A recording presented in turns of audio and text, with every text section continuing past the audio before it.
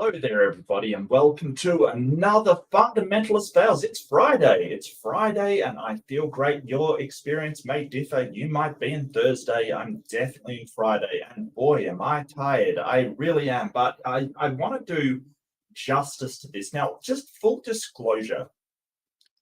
First off, sorry, just one second. Sorry about that. Full disclosure. So welcome. It is Fundamentalist Fails on a Friday. And if you're here for the first time, welcome. If you're returning Fundamentalist Fail enjoyer, welcome back. And if you are here for the first time, I just want to go through what it is we're doing here.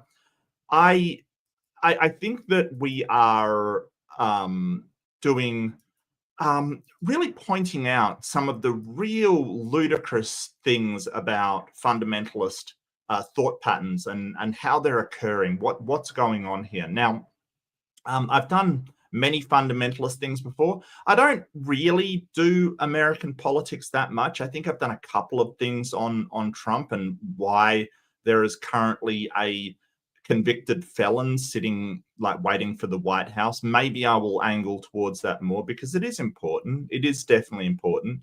I feel sort of removed from it, sort of one step removed, because while I do consider myself a citizen of the world, I'm definitely not a citizen of the United States. It's very, very, very strange though, because now, full disclosure, I came across this on Simon Dan's. He had Simon Dan does these sort of shorts, and she was on there. And the stuff I thought for some reason, perhaps completely incorrectly, that Candace Owens was just another sort of right-wing pundit that said awful racially motivated stuff, and was sort of an anti-Semite and a bigot, and didn't pay a lot of attention to her. I thought she was just another, another bigot on the right kind of thing.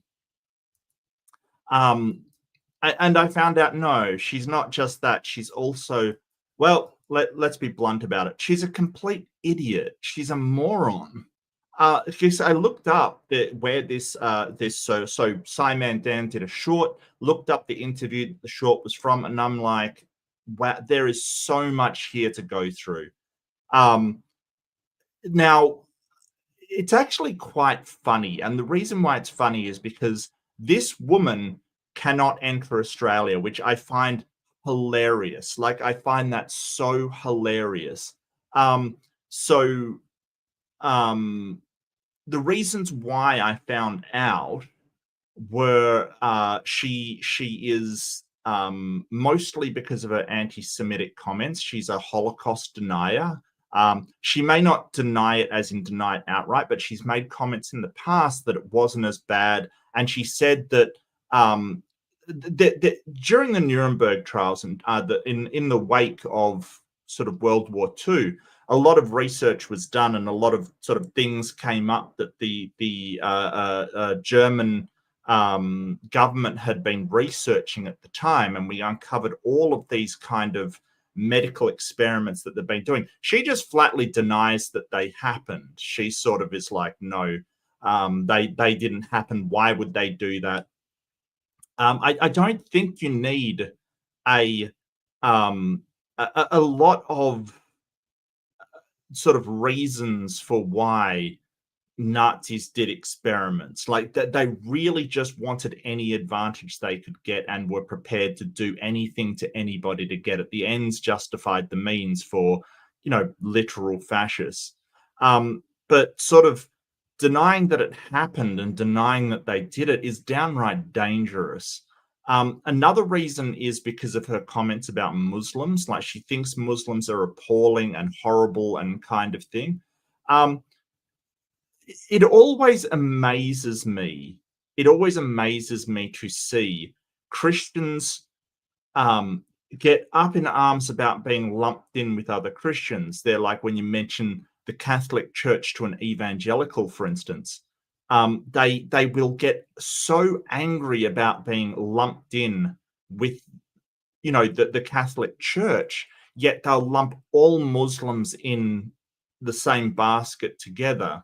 I found this recently when I was over at a Christian channel. I think I was dropping by. I don't know. I was just in the chat for some stupid reason. I think it was Inspiring Philosophy. I think it was. I wanted to see his response to sort of charges of, misrepresenting things being leveraged against him. But sort of talking to the people there, they were sort of.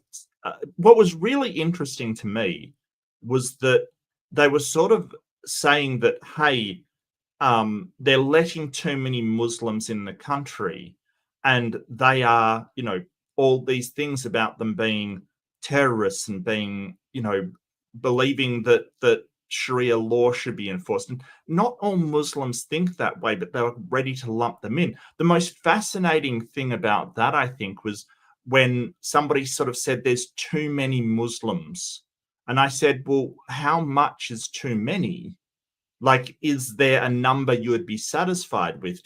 Would one Muslim be too many? And they're like, yes. And I went, wow, that's actually interesting. Like, so it's not there's too many Muslims. They're actually upset about Muslims at all. But that was just one Christian, granted. But sort of these comments that all of these people are this is just ridiculous. But the more I looked into this interview, the more insane it got. And it really is wild. But it's comments about Muslims and comments about sort of denying the Holocaust that is why she's been banned. But also the third reason that I found, and sort of to a lesser degree, is because she's a anti-vaxxer. Because of course she is. Of course she is.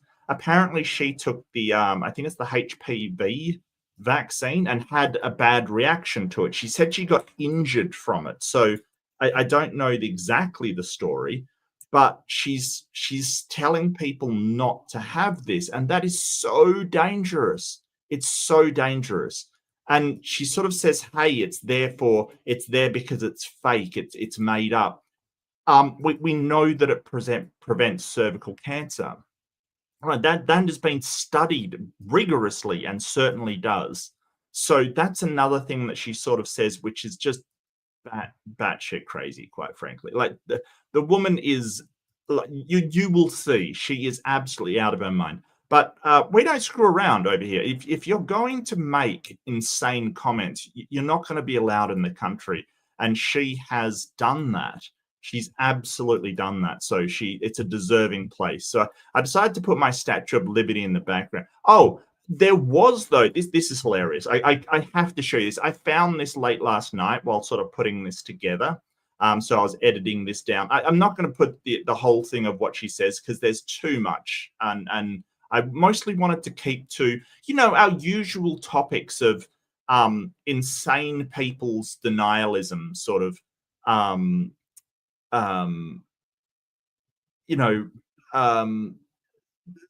anti science stuff, basically. So she doesn't believe in sort of moon landings. She doesn't believe in dinosaurs. She doesn't believe in all kinds of stuff, which I had no idea. I thought she was just a right-wing pundit, like your Ben Shapiro kind of esque figure. I had no idea she was literally out of her mind, conspiracy theorist. Oh, big shout out to Robin Webster and Pragmatic Crystal, my wonderful mods. Thank you so much. Big shout out to Left-Handed Jedi, Dave from Captive Desk, Probing Time, good to see you. Hollyhock, good to see you as well. A few people in here. Rembrandt, Captain Butts, Kent Speak, good to see you. Actually, Kent Speak. It's funny. Kent's having problems. I've been looking at I've been watching Big Bad Mama's reaction. So if you're unaware, just on the news front, Kent Hovind has lost another wife, because I'm sure it was not his fault. Go to www.kentisafinehusband.com and check out his explanation. No, I'm joking. I find that hilarious. Hello, NetTube user. Good to see you as well, mate. Big shout out to everybody coming here. But it's hilarious that this woman's been banned from Australia. She's not allowed in. I 100% support this decision. I think she's a freaking danger. So basically, they cited she's a danger. She's divisive. She makes up these stories which causes dissension. And because we have such a big Muslim population, we're a multicultural country, we have people from all over the world. We do not want people coming here just to spread nonsense to sort of, wind things up.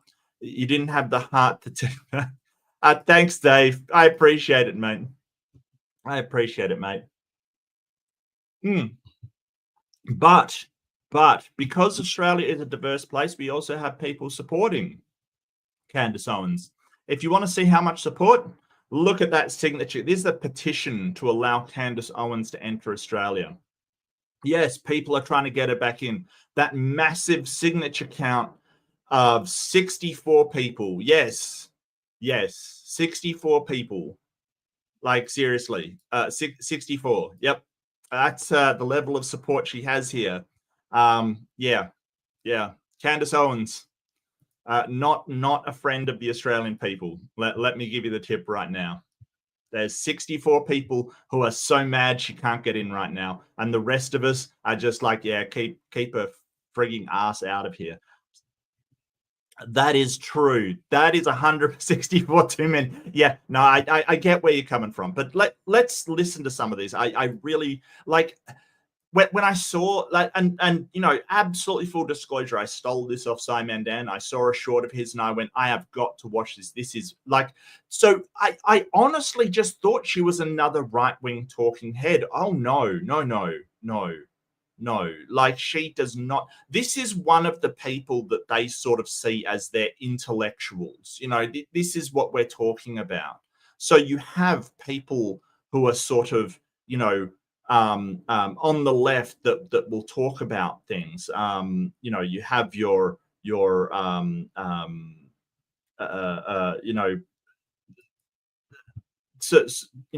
people that will Neil deGrasse Tyson and say who's that guy, David Pacman, and things like that. Very intelligent people. And then you have the rights to. It's nuts. All right, so I'm going to start this up. Is there anything else I have to go through? I do have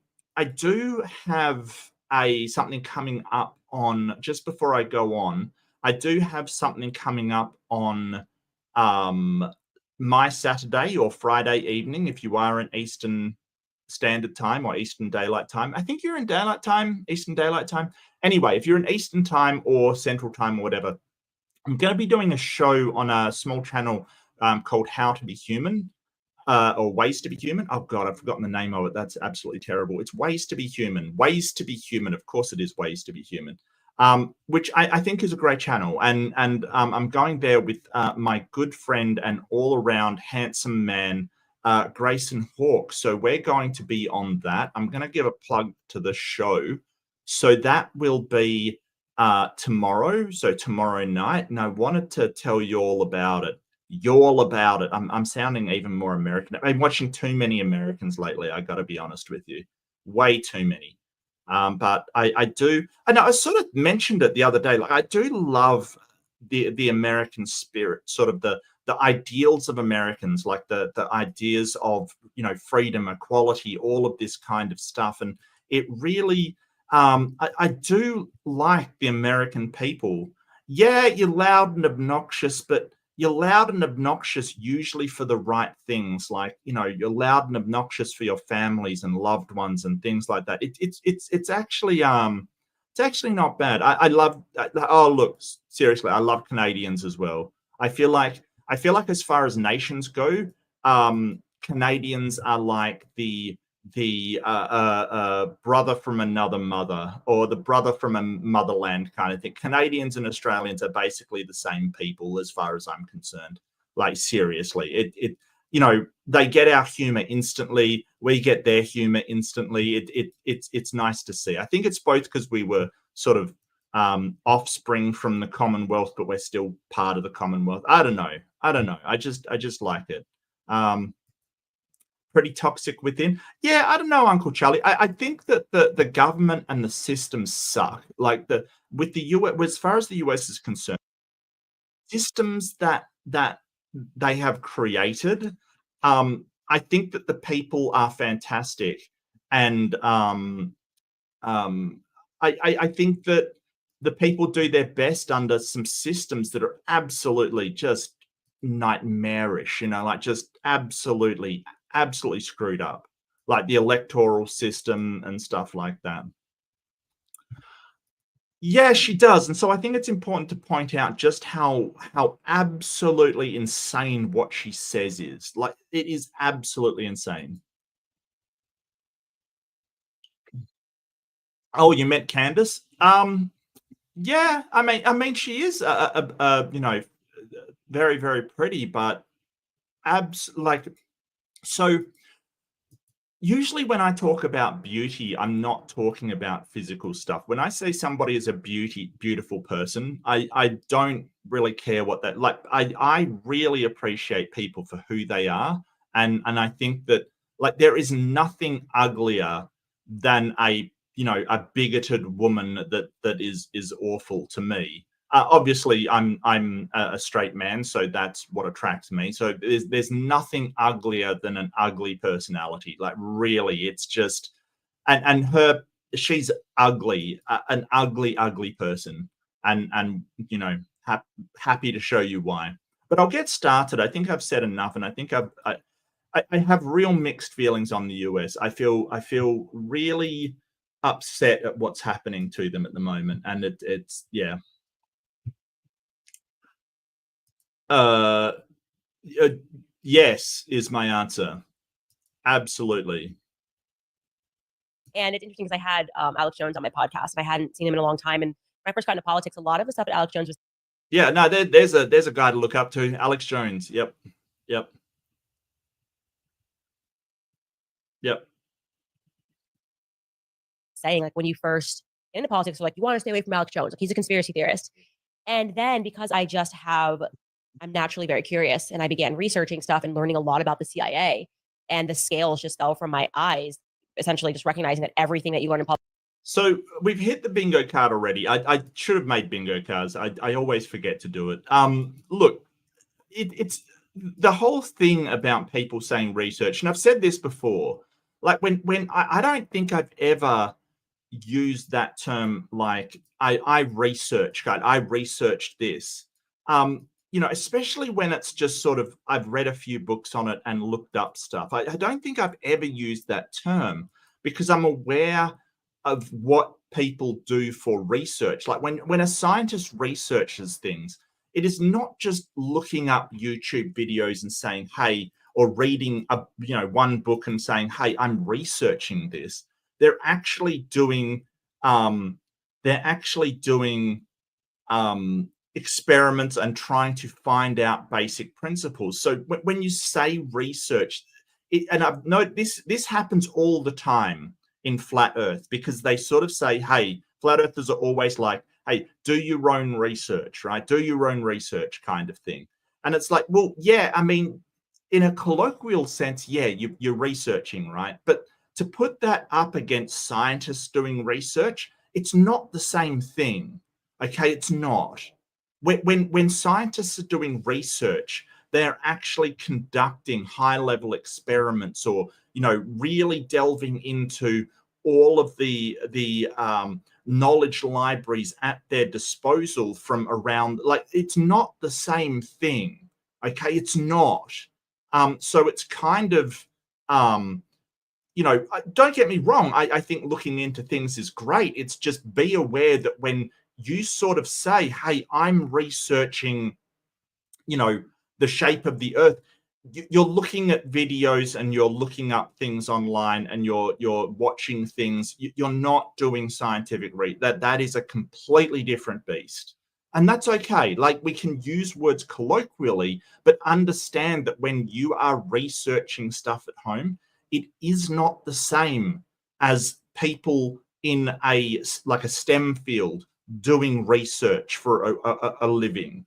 There is a onus and responsibility on those people to produce demonstrable results and back up what they say. While home sort of research, yeah, you're watching things, you're seeing things, you're investigating, but don't think you actually are researching like scientists research. It's very important to understand this. School was a lie, and you can look this up. You don't need to go down a rabbit hole. Like this, the declassification of what the CIA has been involved in is on Wikipedia, but you wouldn't. Yeah, absolutely. The CIA has done some awful stuff, sure. Especially during the 50s, 60s, 70s, like it toppled governments kind of thing. I mean, not even like I mean, definitely the current problem with Iran stems directly back to what the CIA did in Iran. That's not even questionable. Iran had a democracy as a government, and they basically supported the Shah, who was a totalitarian monarch, a dictator, and sort of because the democracy was not sympathetic to America. It just wasn't. It didn't like America. It thought it was meddling too much, thought it was, it was supporting Saddam Hussein because the CIA put Saddam Hussein where he was. He was trained by the whole mess that is currently Iran and Iraq. I mean, partly it is due to Islam and the rise of Islam, especially Shia Islam, but also it's due to the US meddling in the area because it supported Saddam Hussein, who was a secular totalitarian dictator, because that was more amenable than a country that had Muslim following. They overthrew the Iranian government by supporting the Shah, who was a brutal dictator. They couldn't keep him there, and he was overthrown by the current sort of theocratical regime because it was the only one that could gather enough support to overthrow him. So, I mean, they overthrew democracies, like people democratically voted in. And the difference between the Iran that used to be there in like the 50s, 60s, which was just a democracy, people could wear what they want, do what they wanted, and now is just incredible. Bay of Pigs invasion. Yeah, if you didn't know, the CIA organized a whole bunch of essentially what is mercenaries and Cuban dissidents to invade Cuba, which is just incredible. So they basically had them invade Cuba at the Bay of Pigs to try and take over Cuba. It was incredible, absolutely incredible. Like, one of the biggest democracies in the world invading another country because they were communist. Cuba was communist. So they didn't like Fidel Castro. They didn't like that Cuba was communist. But you know what Cuba does have is really good medical care. Yes, strangely enough, they've done a really good system of some things over there. I'm not a communist. I don't think it will work in the long term. But I think that there's things that you can learn from other societies and the way that they do things and other political systems and other economic systems. That is not true. They have a lot of doctors.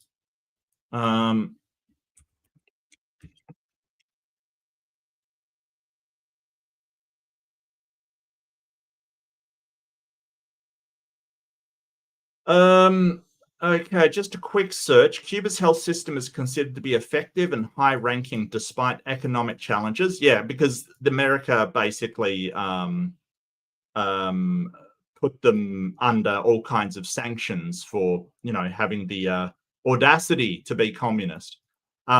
Cuba's health system is free and universal and emphasizes prevention and primary care.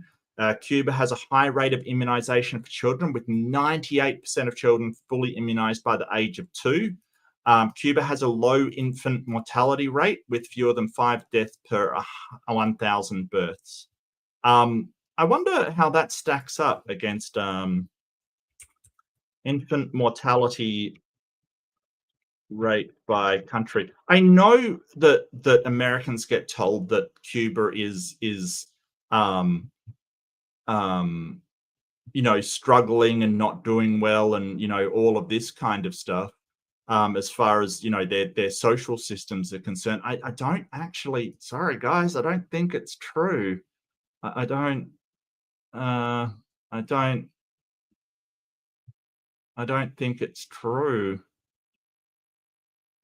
Infant mortality rate by country 2024. That's probably the best I'm going to get. Yeah.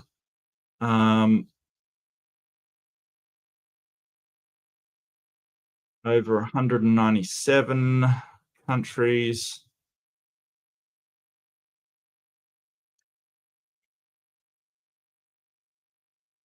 Yeah, 3.99 is the death rate per 1K births. Probably under United States, actually. Yeah, so the United States has 5.1 as the infant death mortality rate. It's 5.1, and Cuba's is 3 point something. What did I say? 3.1 or something? 3.99. Okay, so um so that is the mortality. Like you can't, like, yeah, I get that you're told, and they do have problems, don't get me wrong, I'm not saying they're perfect, they do have problems, especially with things like acquiring medicine because of all of the sanctions against them, but they're actually doing better than the US. Australia is 3.16, so basically 3.2 basically. So America's infant mortality rate is absolutely horrendous, absolutely horrendous.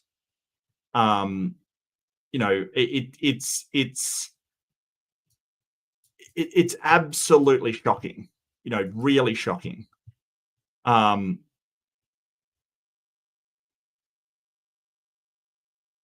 I 100% agree. I think that it I like the idea of communism. It never seems to work. It seems to just breed corruption, and I get that. I totally get it. Like I completely understand that. Um, mm.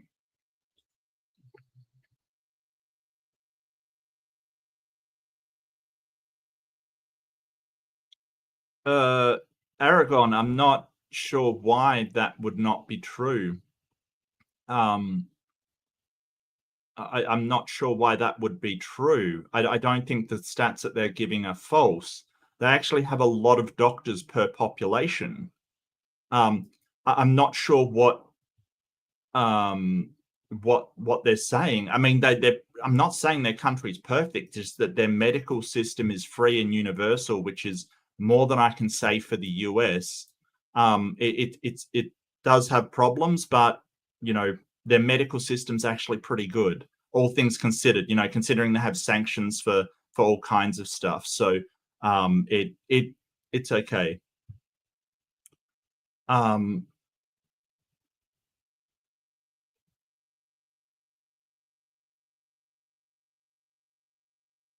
uh, okay, Fidel.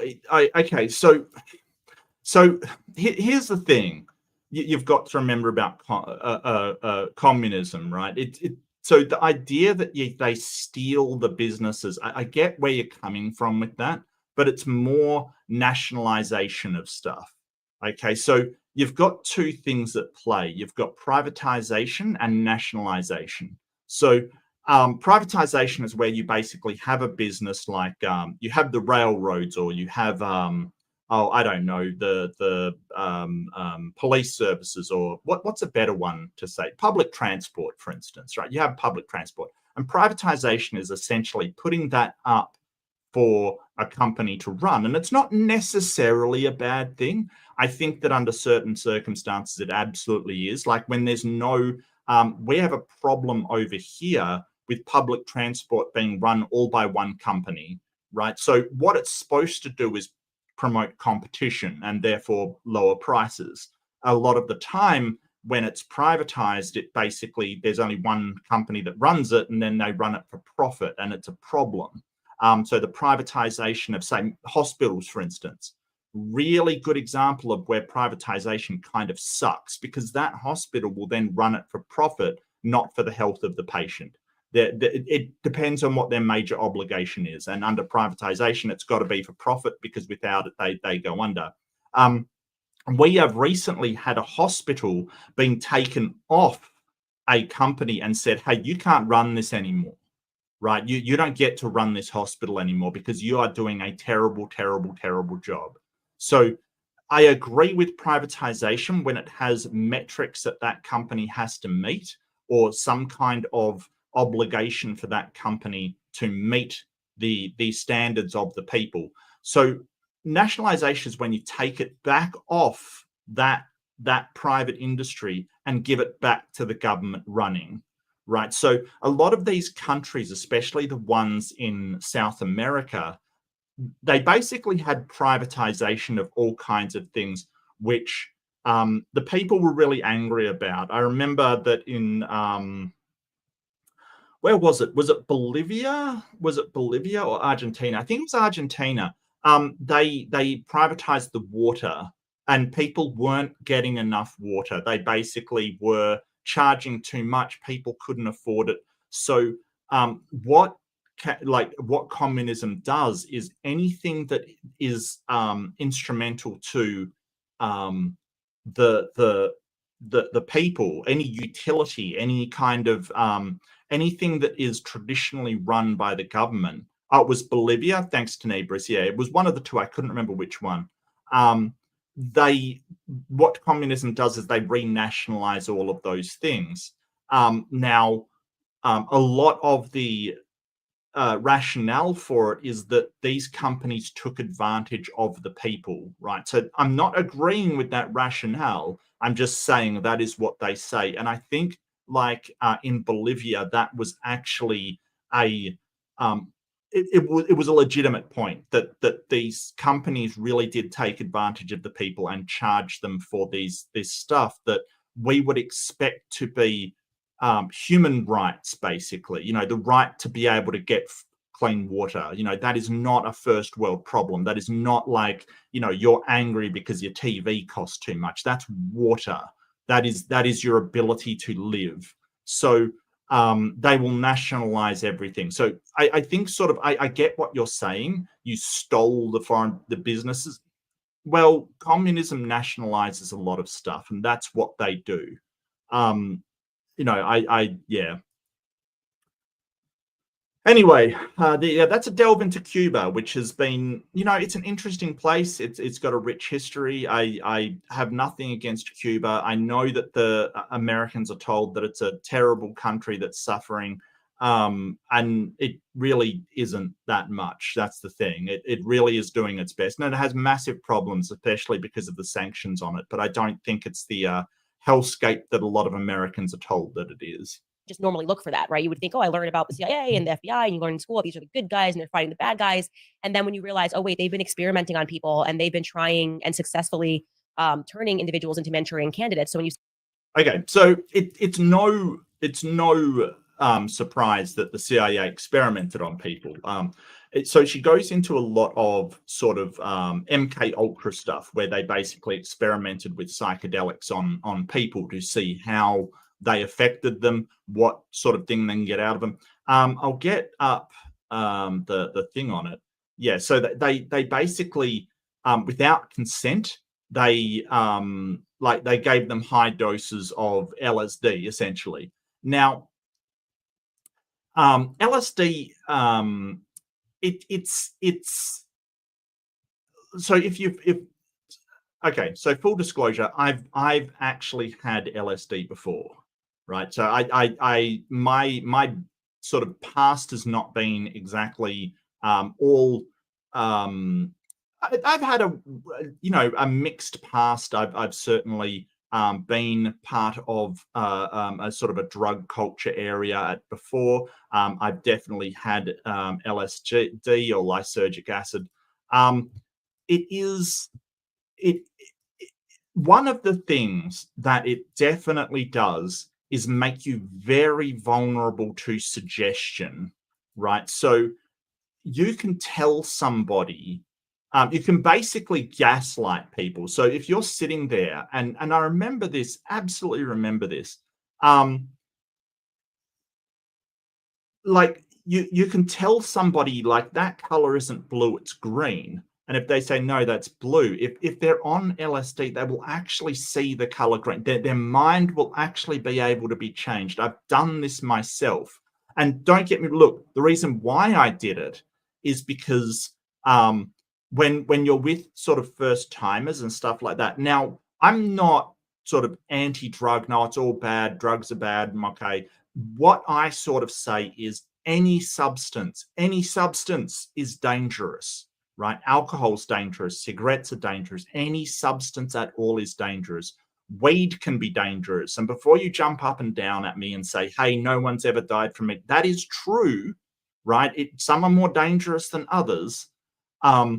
It's just that weed has been shown to trigger in a percentage of the population psychosis and schizophrenia. Now that doesn't happen unless you're vulnerable to it, but it's important with any substance at all, to if you're going to try it while you're safe and have people you can trust around you, right? And so I was trying to demonstrate to somebody, hey, be aware that under the influence of LSD, you are insanely just like, susceptible to suggestion, people telling you things. So, something is a blue object and you say, no, it's green. It's absolutely green. What are you talking about? And then they see green. And it was this girl at the time. I was trying to say, hey, just be careful about people lying to you or suggesting things to you. And she's like, I don't understand. Why would that, I'm not. And I was trying to demonstrate that you can actually make people see different things with it. So be safe, but have people you trust. Yeah, and yeah, fentanyl sounds incredibly dangerous. A lot of this stuff is very, very dangerous. Like there is no substance that is not dangerous. But I think that, so really, when we're talking about a society and should we prevent people from doing things that are dangerous, I don't necessarily think so. But I think that they have to be aware of the risk and really be aware of the risk to themselves. I think that acceptable levels of risk is okay. Like, we will let people do mountain biking. You've got a much higher chance of being hurt if you're mountain biking. People have been hurt. Skydiving's another one. But it is within a level, sort of a tolerance level of risk. And I think some substance falls into that and some falls way out of it. And fentanyl seems like one of those ones that is just a totally unacceptable level of risk kind of thing. So, but, be with people that understand what it is, how to deal with anything happening, and be safe. Have people around you that care about you, not just, sort of thing. Yeah, absolutely. Yeah. No, and I saw my wife has a Tori Amos poster that I could have sworn winked at me, and just, your brain does weird things. So just be safe. I'm not telling you what to do. You are an adult, presumably, or hopefully. If not, hold off until you are. But have people around you that care about you and can take care of you if you are going to try this. Look, I tried it. I don't regret it. Nothing really that bad happened to me, but at the same time, I don't anymore, because I like having clarity of thought, and it can affect the way that you think. It can affect your thoughts. So I try to limit that kind of stuff. Although I will say, when I went to the Netherlands, I certainly did have a blunt, just because, hey, you're in Netherlands. So, but I usually don't get into that stuff, because I find that my thoughts are slow and very, very hard to get through. I find myself unable to make those logical connections that I ordinarily would do. So I steer away from the stuff. See these quote unquote lone shooters. Oh, yeah. But what's a Manchurian Candidate? So a Manchurian Candidate, it was basically a book where they used all of this, and it was made into a movie, a very, very famous movie, where they used these techniques. Probably a more famous example is probably A Clockwork Orange, where the guy had his eyes peeled and they put, drops of acid, and they basically convinced him and made him, controlled his behavior with stuff. So on Manchurian Candidate, they kind of brainwashed somebody to kill the president, kind of thing. This isn't an actual thing, right? Like, you can see the definition here: a person, especially a politician, being used as a puppet by an enemy power. It's that's only one thing, and the reason why it's called that is from a book, Manchurian Candidate. She doesn't believe in this. She's not talking about this definition, right? That's not the definition she's talking about. She's literally talking about sort of people being brainwashed by, using mind control techniques by the CIA to kill people. Like, I'm not even joking. That's what she's talking about, which is not actually a thing, right? It's not a thing. This is a person that is sort of, if you just say there's been some rumors about Putin controlling Trump by, sort of making him think that he's going to be on his side and manipulating him and all of that kind of stuff. We might say, hey, Trump's a Manchurian Candidate. And I'm not saying this is the case. I'm just saying, hey, you might say that that's the definition. She's actually talking about the movie where they have controlled people's minds to do stuff. Am I sure? Pretty sure. Incumbent upon people to understand that it is not a conspiracy theory when someone asks the question of whether or not this person was turned into a Manchurian Candidate. For those who aren't familiar with the film is based on actual CIA experimentation with psychologically inducing someone to commit murder. And yeah, I'm pretty sure. Yeah, pretty sure. Yeah. No, so she's referencing now the movie The Manchurian Candidate and saying, hey, when you see that the CIA used to experiment with people's minds, which they did, that's not something that is really argued. The CIA did a lot of horrible stuff, and one of the things that they did was, without people's consent, they would use lysergic acid in their stuff to see what the effects on the mind that was, and people are highly suggestible. Does that mean that you will go out and be a Manchurian Candidate like the film or the book? No, of course not.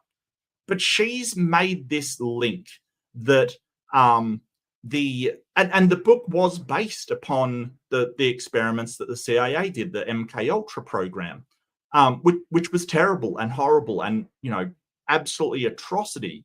But just because, so here's the problem here. She's like, well, the book was based upon this thing that the CIA did. Therefore, the CIA was trying to do what the book said. They were trying to create an assassin that was brainwashed, like the Manchurian Candidate. And there's like, just because the book was based upon this series of real events doesn't mean that they were actually doing that. Because, like, you can't really get somebody to go out and do somebody against their core values.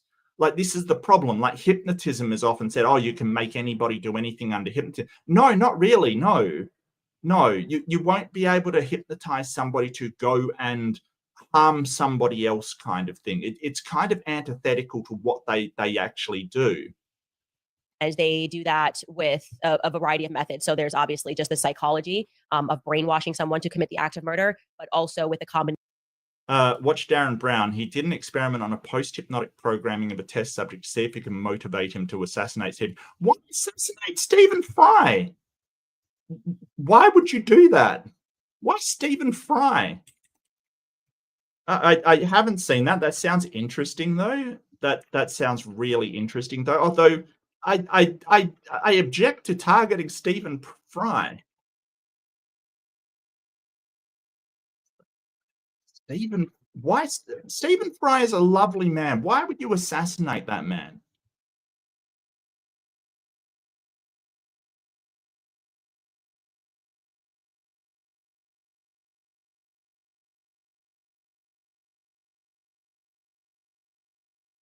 Did it work? I don't know if this worked or not.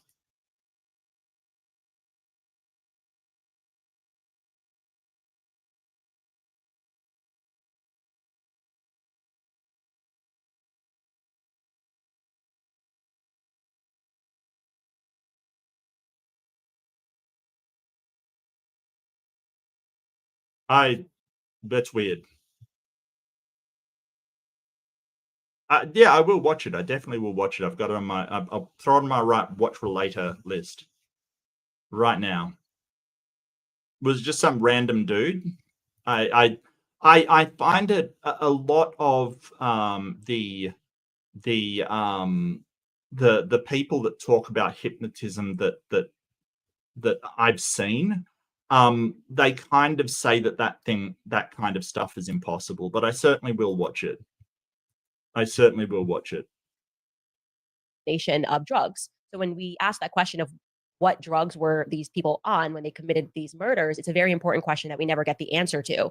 And many of those people could have, in fact, been mentoring candidates. So I personally believe that what happened was, especially because we're getting like no questions about how it is possible that the Secret Service knew for 26 minutes that this individual was in the realm. Yeah, so she's talking about the attack on, like, the assassination attempt on Trump, the one that hit his ear kind of thing. So she thinks it was a Manchurian candidate created by the CIA, which, I get that, but enough people hate Trump. You don't have to have a Manchurian candidate created by the CIA.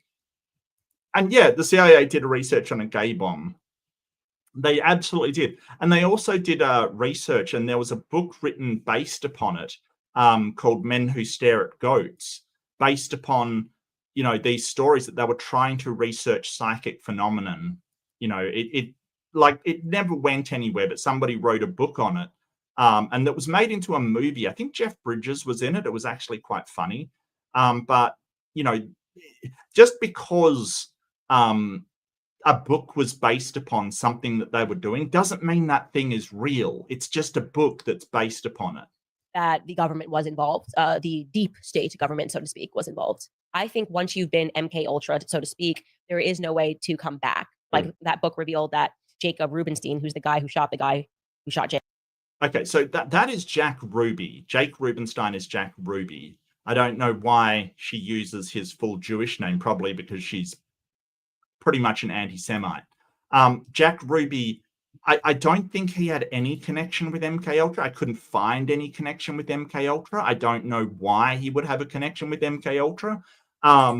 This seems to be, JFK assassination is conspiracy theory central. I've heard all kinds of things about it. I don't know a lot about it. I really haven't looked into it. I don't know if, people say it was a government inside job. I don't know. People say that, it was all kinds of stuff. I honestly don't know. It's definitely one of those things that, I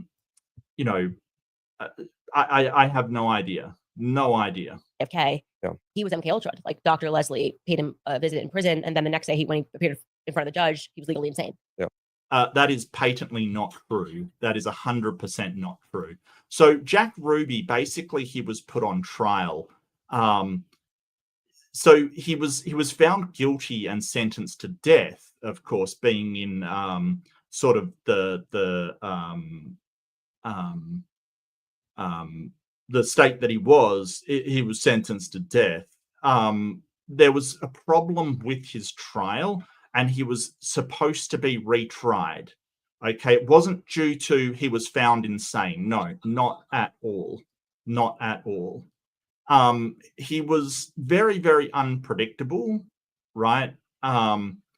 So he was already sort of known as a person with sort of so a mentally ill person already. And that was from his time, like he owned a nightclub and he kind of threw people downstairs and beat people up. And yeah, he was probably did have links to the mob kind of thing. Absolutely, Probing Time, yeah. But it wasn't like he was found, you know, not guilty through reason of insanity, or he suddenly turned, you know, insane kind of. He always had a violent streak that was pretty well known, kind of thing. It wasn't you know, surprising or suddenly you know, appearing. He acted as the bouncer for his own club because he liked to get into fights with people. You know, and basically what happened was that there was a problem with the case. It was supposed to be retried, and he got sick and died. Like he died while waiting for the retry, but none of it was him found guilty, right? None of it. The court, hang on a second. The appellate court agreed with Ruby's lawyers that he should be granted a new trial. On October 5th, the court ruled his motion for a change of venue before the original trial court should have been granted. And then arrangements were underway for a new trial in Wichita Falls, Texas, but he suffered from pneumonia and he was diagnosed with cancer in his liver, lungs, and brain. Now, I don't know if there's anything to hide there. I don't know whether, you know, like people say, hey, the CIA killed him, or, you know, whoever did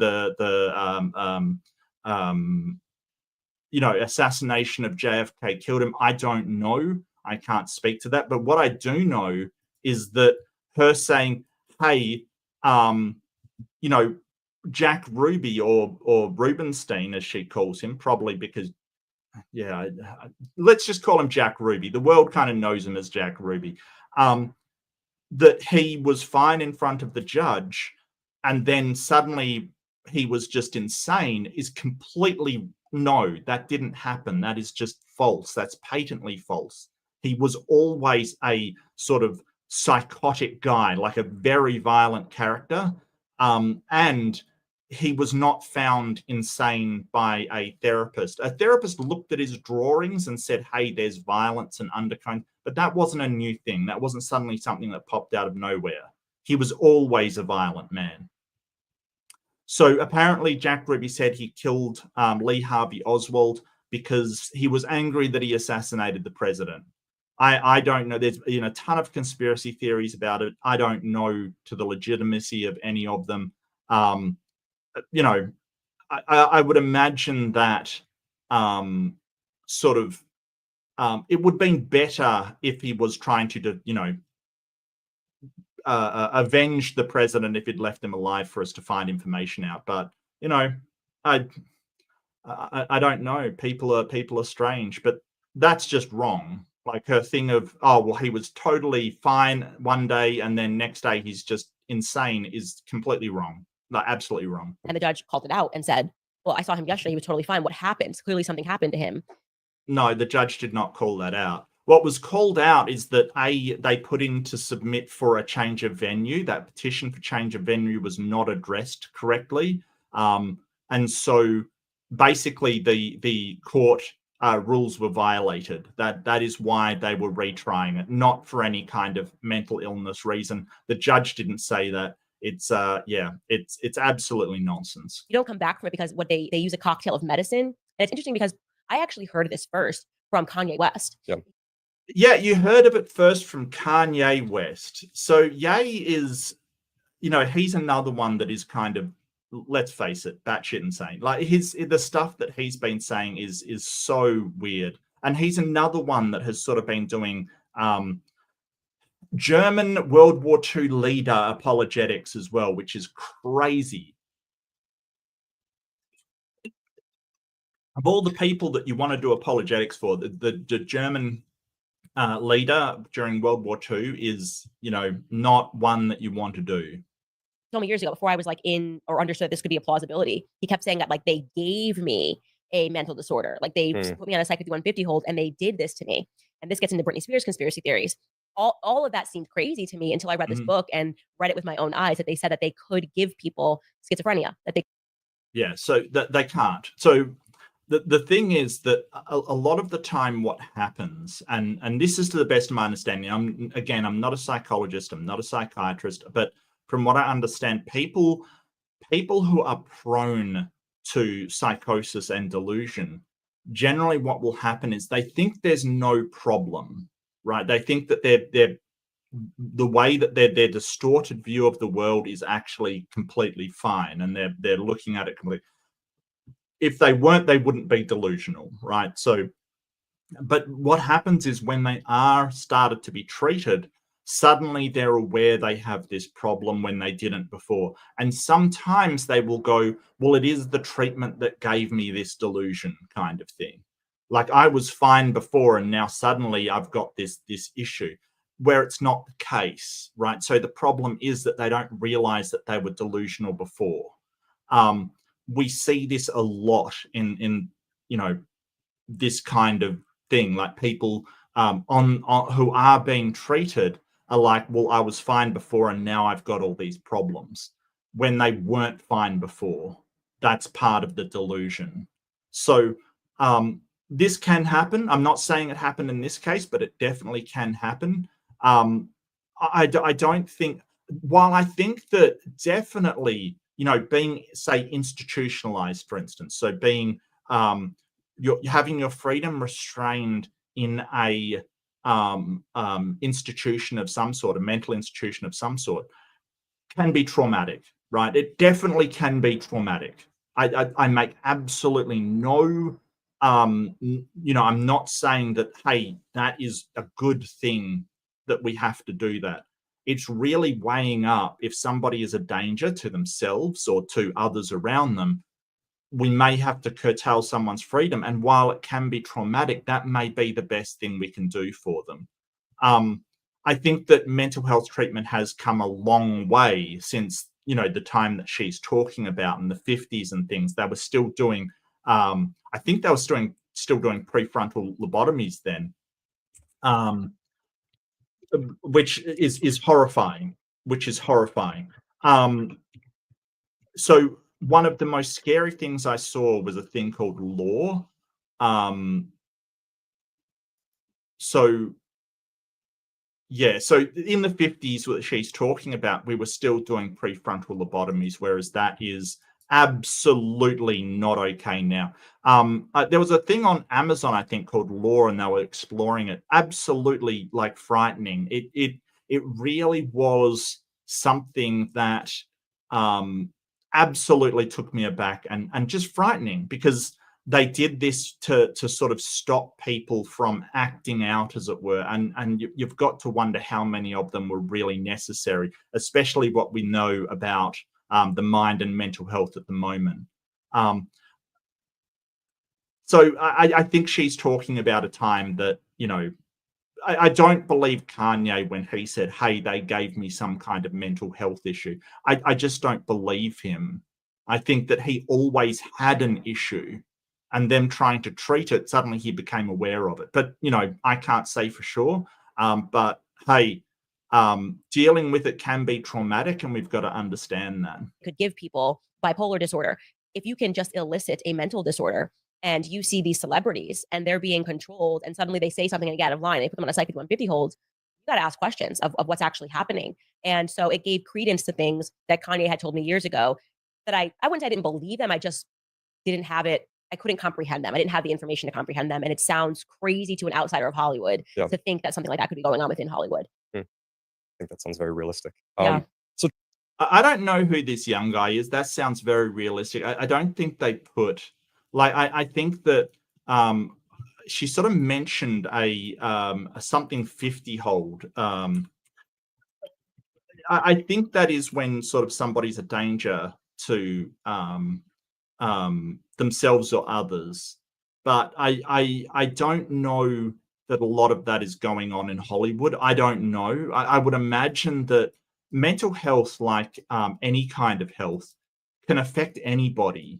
Like anybody. right? So I wouldn't be surprised if it has happened in Hollywood, because it's kind of happened everywhere. There's nothing special about, rich people or movie stars. Psychiatric hold. Yeah, and sort of, I don't see a reason why I would think that they're using it unnecessarily. Okay, so that's a 70. So I presume that's thanks, Jason. I presume that's sort of a compulsory hold if they suspect that their mental health is declining to be a danger to themselves or others. And so we would hope that it's only done to prevent harm to that person or the people around them. I completely support it. I think that if a doctor is abusing that, they absolutely should be taken to task. But I don't see why, in fact, it may happen in Hollywood, maybe more, because they have a greater level of mental health care. They have access to more resources. I think that some tragedies could have been avoided if we did have a hold on that person. But Trump says if he becomes president, he'll release the Epstein files, the JFK assassination files, the 9/11 attacks. Do you think the CIA killed JFK? Yes. 100%? 110%. Yeah, I don't know that's true. I really don't. I don't even look. As far as Trump releasing all these files, I don't even know if that's true, to be honest with you. I don't, I think Trump would say whatever he had to get in. He said a whole bunch of things. He said that he would, kick out every single illegal immigrant, and that's being walked back. He said he would, drop all of the prices, and that's being walked back to, seeing if we can put a hold on things like it. It's walking back at the moment. So I don't think that Trump. I think Trump would just say stuff. I don't know. Maybe he will. I have no idea. No idea. I wouldn't believe Trump as far as I can throw him, quite frankly. I don't believe a thing that man says, because he lies so often. Maybe he will. Maybe he will. There's no other reason that you would lock down the files for decades. There's just no reason. But the funny thing is, if somebody does do something like that, like, for instance, if Trump released the JFK files, for instance, or the, whatever files, the Epstein files, all that, and it just says, hey, what the government said happened,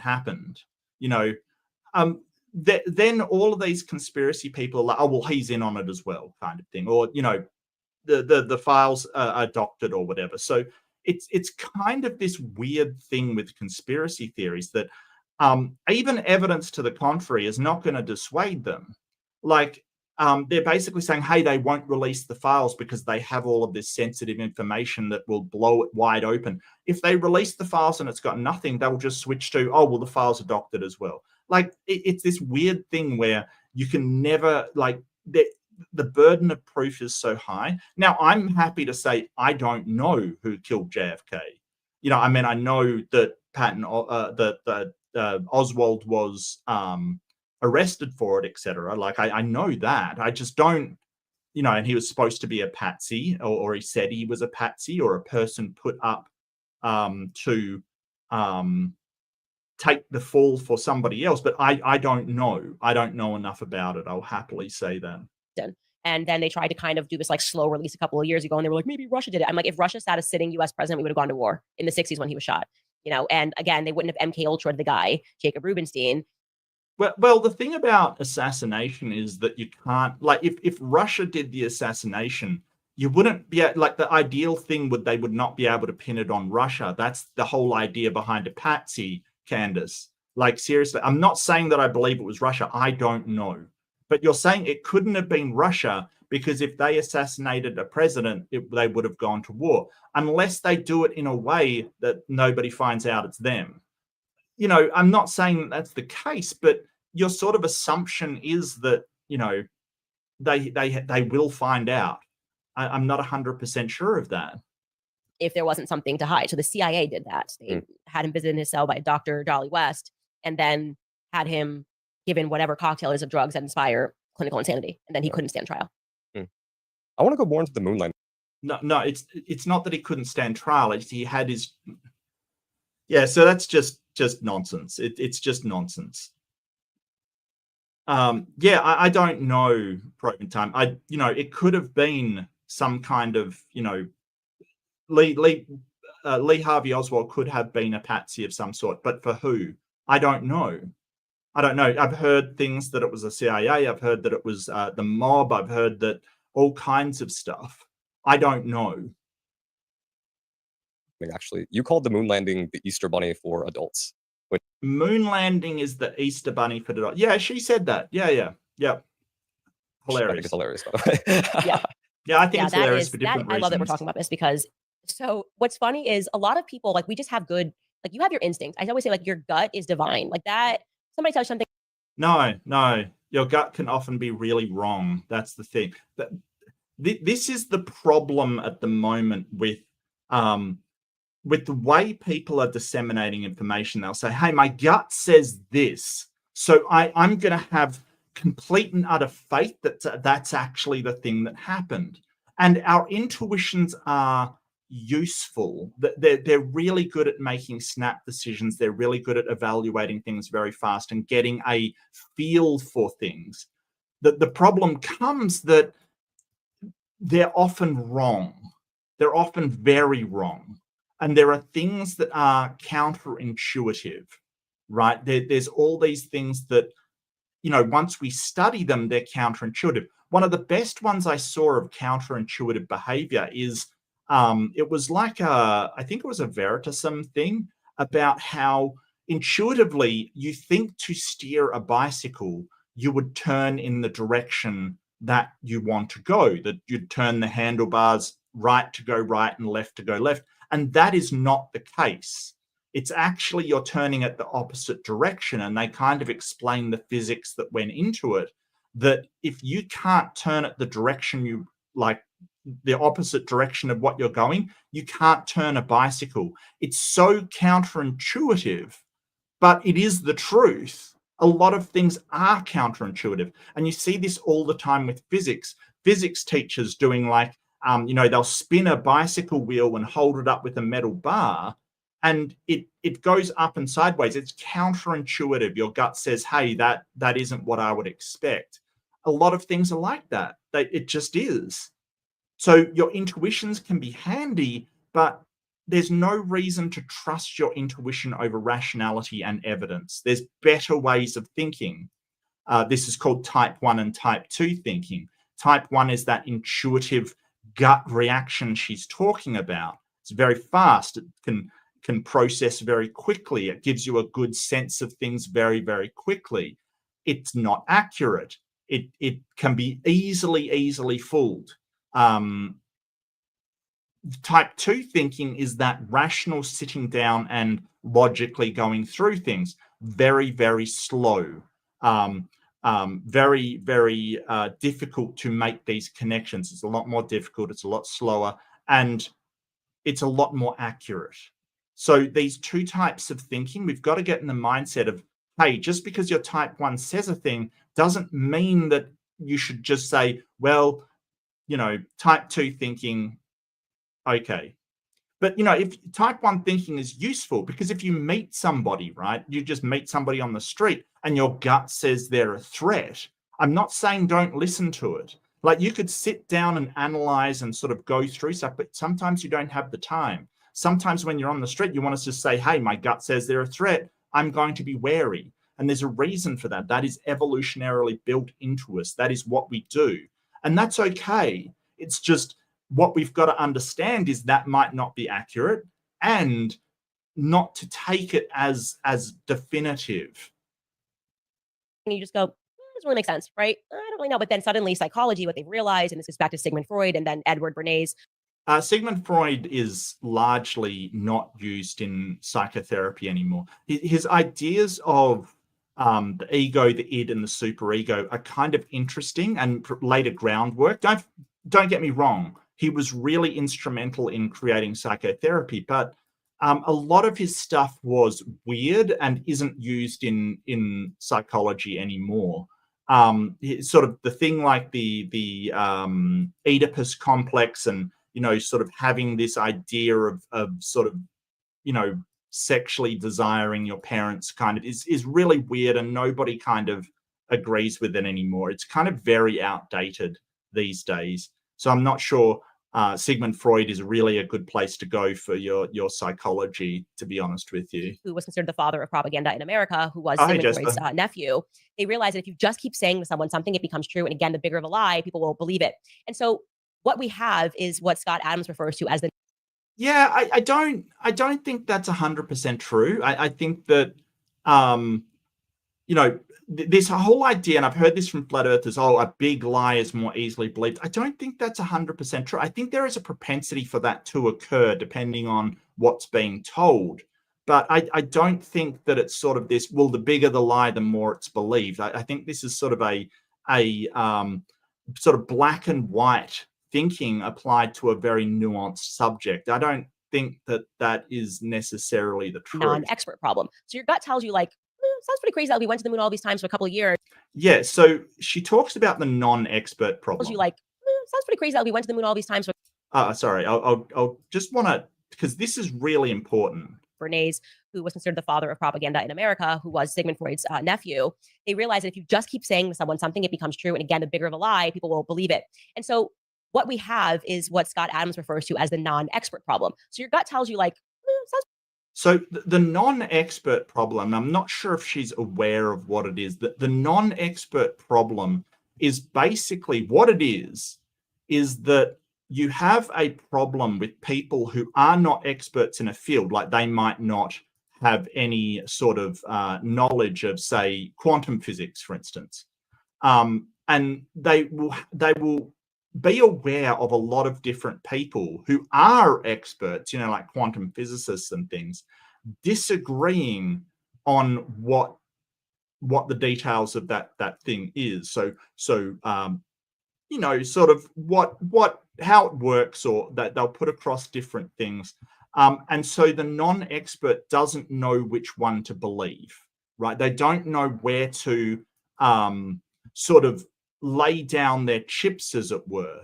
So it is this problem that even though one of them may be right, the non-expert doesn't know enough about the field to know who to believe. And that is the problem, right? The non-expert problem.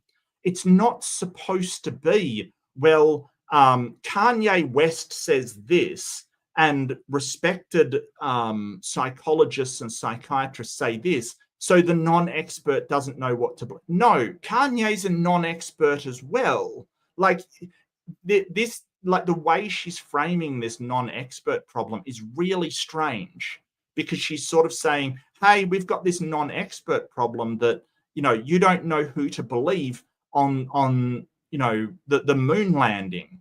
It's like, well, all of the experts agree that we landed on the moon, like all of them from multiple countries. What, like this isn't the non-expert problem. If people in NASA some were saying, hey, we didn't land on the moon, some were saying we did, I understand it. I really understand it. But the only people from NASA that have said that is like a disgruntled employee that didn't get the payout he said he deserved, that said it. Like, you know, it's very, very strange. Like the non-expert problem is a problem, but not over stuff that's generally agreed on by a vast, overwhelming majority of experts. Like, that's not the non-expert problem. The non-expert problem is things like, you know, abiogenesis. What does the non-expert believe about abiogenesis? Well, experts will disagree, so I don't know who to roll with. I sort of tentatively say the amyloid world because it sort of solves some of the problems, but I don't know who to believe in that field. Like we don't have, so that's the non-expert problem. So I don't know what she's talking about. Hello, Eric. Good to see you, Eric Wonder. Good to see you. All right, where's my thing? Where's my thing gone? Candace, why you do this? Why you do Pretty this? crazy that we went to the moon all these times for a couple of years, and then we just didn't go back forever, and we were just like done. Like, that sounds weird. And where's the technology? And they didn't even have cell phones. And Okay. Just stop. So we went for a couple of years during the Apollo missions, yes, and we didn't go back. Well, actually, they're planning another one this year. So hopefully that will be funded and we'll be able to hit the moon. And, you know, they're trying to set up some sort of base there. I'm a bit fuzzy on the details, but I think that that's what they're trying to do in order to launch stuff to Mars or onwards. They've lost the tech. They didn't lose the technology. What they did is they had all of this stuff, like the Saturn rockets and the telemetrics from the capsule and thing. They basically, when the moon missions ended, they essentially took all of the useful information out of those projects and just scrapped the rest, because we didn't need it anymore, because we weren't going to the moon anymore. And we would use better stuff in the future. We would if we created another moon mission, we would get all of the information we had learned and use that to create better rockets and better landers and better stuff. And the idea that you need cell phones, I don't like. The computing power was sufficient to do the maneuvers that they needed to do everything that they needed to do. You can run these things on very, very simple systems. You know, I don't understand the problem. Physics is physics.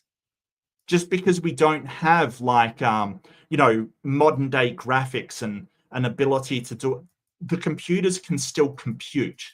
I don't understand why you would need any of that.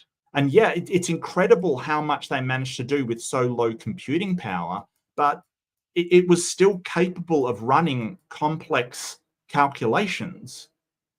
I think she's unaware of the sheer power of computers, even at that stage. Like, before computers used to be people.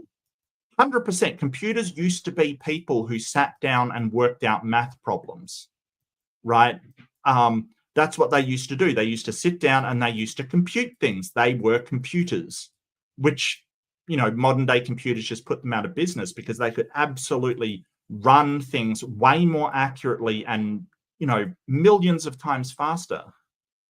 But when you get to it, all it was physics, which all that is math. So as long as they could do the math, and they did, I don't know why we would need smartphones for that. It's really weird. like, you're telling me this, they live stream this, and there was a phone call. I don't know, like, it just seems like a little weird for like 1969. But you're like, I don't really understand kind of outer space. So I'm not going to debate this, but my gut tells You don't understand outer space, so you're not going to debate it, but your gut tells you. Like, I don't know why you would analyze sort of outer space with your gut. Like, oh, my gut tells me. What? me this is all BS. That was where I was. And then what's interesting is, like, Bill Maher made fun of me for this like little tweet that I said that, I don't know, the moon landing just seems weird. And whenever the media like tries to make you feel like you're stupid, that's usually for me like the first breadcrumb that like you're onto something, because that's what they are trained to do. They're trained to sit here and tell you, you're ridiculous, you don't believe this. So then I decided to read this.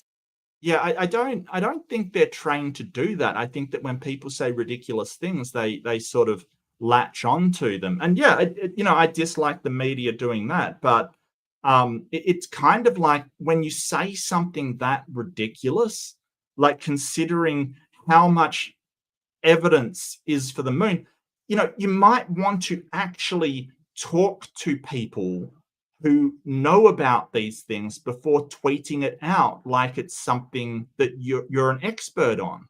Because she's sort of like, oh, well, I don't know anything about outer space or NASA or anything at all, but you know, the moon landing was fake because my gut telling me. Well, stop doing that. Stop doing that. Because if you're relying on your gut feeling for whether a scientific achievement was accomplished or not, it's probably the wrong way to go. It's not that the media's been trained to do that. It's just ridiculous. Like, there's people that study this their entire lives Like the amount of energy you put into popularity and social media, they put into learning stuff about that particular field. And you're basically saying, well, it disagrees with my gut. No one cares what your gut thinks. That's why it's ridiculous, right? It would be like saying, well, my gut tells me that Candace Owens is actually two gnomes in a trench coat. It's laughable. It's ridiculous. That's why they're sort of laughing at you, because you have absolutely no expertise in this field at all. And you're putting up your gut as your evidence. It is laughable. I'm sorry, Candace. It just is. Document. It was 119 pages. And I know there's a book too, A Funny Thing Happened on the Way to the Moon. And he just broke down. Yeah, and the writer of that isn't an expert either. They're a conspiracy theorist who has come up with all kinds of weird conspiracy theories. You know, this is not the non-expert problem. This is her believing non-experts over the experts. That's the problem. The science in a way that was very digestible, so I didn't have a non-expert problem. And so it was a basic thing that you did have a non-expert problem because the author of that book isn't an expert. They're not.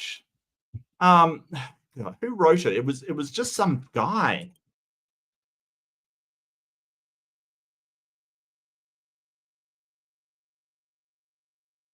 Like, you can't just read a book and go, yeah, Bart Sibrel, right? He's a filmmaker, right? Like, he just is a filmmaker. And he says the most condemning evidence is a piece of footage he claims was secret and inadvertently sent by NASA. You know, it's just some random filmmaker's claim. And you know, sort of most people that looked into it said that he's an absolute kook. It's full of falsehoods. It's full of bad science. It's full of all kinds of, you know, ridiculous things. It's ridiculous. Like, but you're saying, oh, I have a non-expert problem because the writer of the book was very clear about what they were saying. They're not an expert. They're a filmmaker. That's all. You guys can do. If you're like somebody who's like, it had to have happened, the moon landing, what you can do is look up, I'm calling this. To be honest with you, I don't think it had to happen. I think it was kind of, it was amazing that it did, but I don't see why it had to happen. I think the government decided to do it to show Russia, who they were in great conflict at the time, that they were better because Russia was beating them at the space race. Now, why is it that winning at the space race is such a big deal? Well, you've got to remember the time that it's in, which was the Cold War. And the threat of nuclear war was actually very present. I mean, we were talking about Cuba before, and the Cuban Missile Crisis almost caused a nuclear catastrophe. The whole thing was, you know, how many rockets you had, how far you could launch them, what kind of payload you could put on them. So the space race was kind of a reflection of your ability to launch nukes, essentially. It was like, well, we can do this. We can do this. It kind of was fundamental that the US wanted to be better at rocketry than the Russians were. And they'd lost on nearly everything. Russians was the first satellite. Russians was the first animal sent into orbit, first human sent into orbit. The Russians were beating them completely. Yeah, AutoCAD, right. Architecture designed by hand. Yeah, AutoCAD. Yeah, and CAD stands for computer-aided design. We have CAD. Like, basically 3D printing is CAD.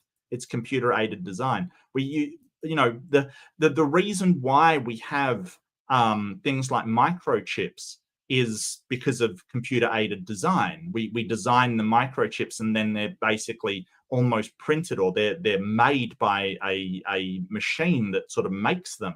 But before that, we could still do circuits. It just wasn't done by computer. There's so many of these things. Yeah, it's really weird. It's really weird that you think that, you know, that if we didn't have current levels of technology, we couldn't do the thing. Yeah, we could. The firmament, but it's the what is the belt that the So she just mentioned the firmament, which is hilarious because the only people that mention firmament to me are flat earthers. And this makes so much sense because her one of her managers, or like her production manager or something, went on the final experiment. Now, the final experiment, if you're unaware, was a trip organized by a guy, I think his name was William Duffy, who took, like, he's a Christian, a pastor, that took yeah, I thought exactly the same thing, the Van Halen belts. Yeah. Like, they took all kinds of content creators, both flat earthers and globe earthers, to Antarctica around the solstice to show the 24-hour sun. So that was the final experiment. It showed that the flat earth model cannot work, and seeing their conniptions explaining it is actually quite hilarious. They're just, are killing themselves just trying to explain how there's a 24-hour sun. It's actually quite funny. But William Duffy took Candace Owens' manager, and I remember saying at the time, why is Candace Owens' manager going on the final experiment?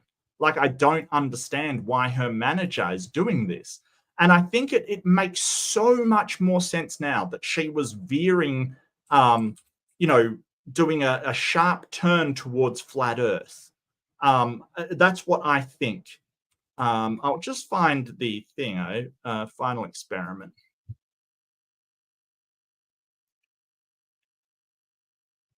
Yeah, the trip to Antarctica. So I remember at the time,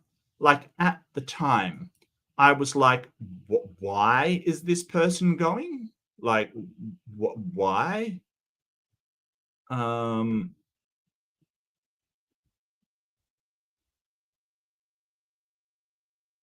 Where is it?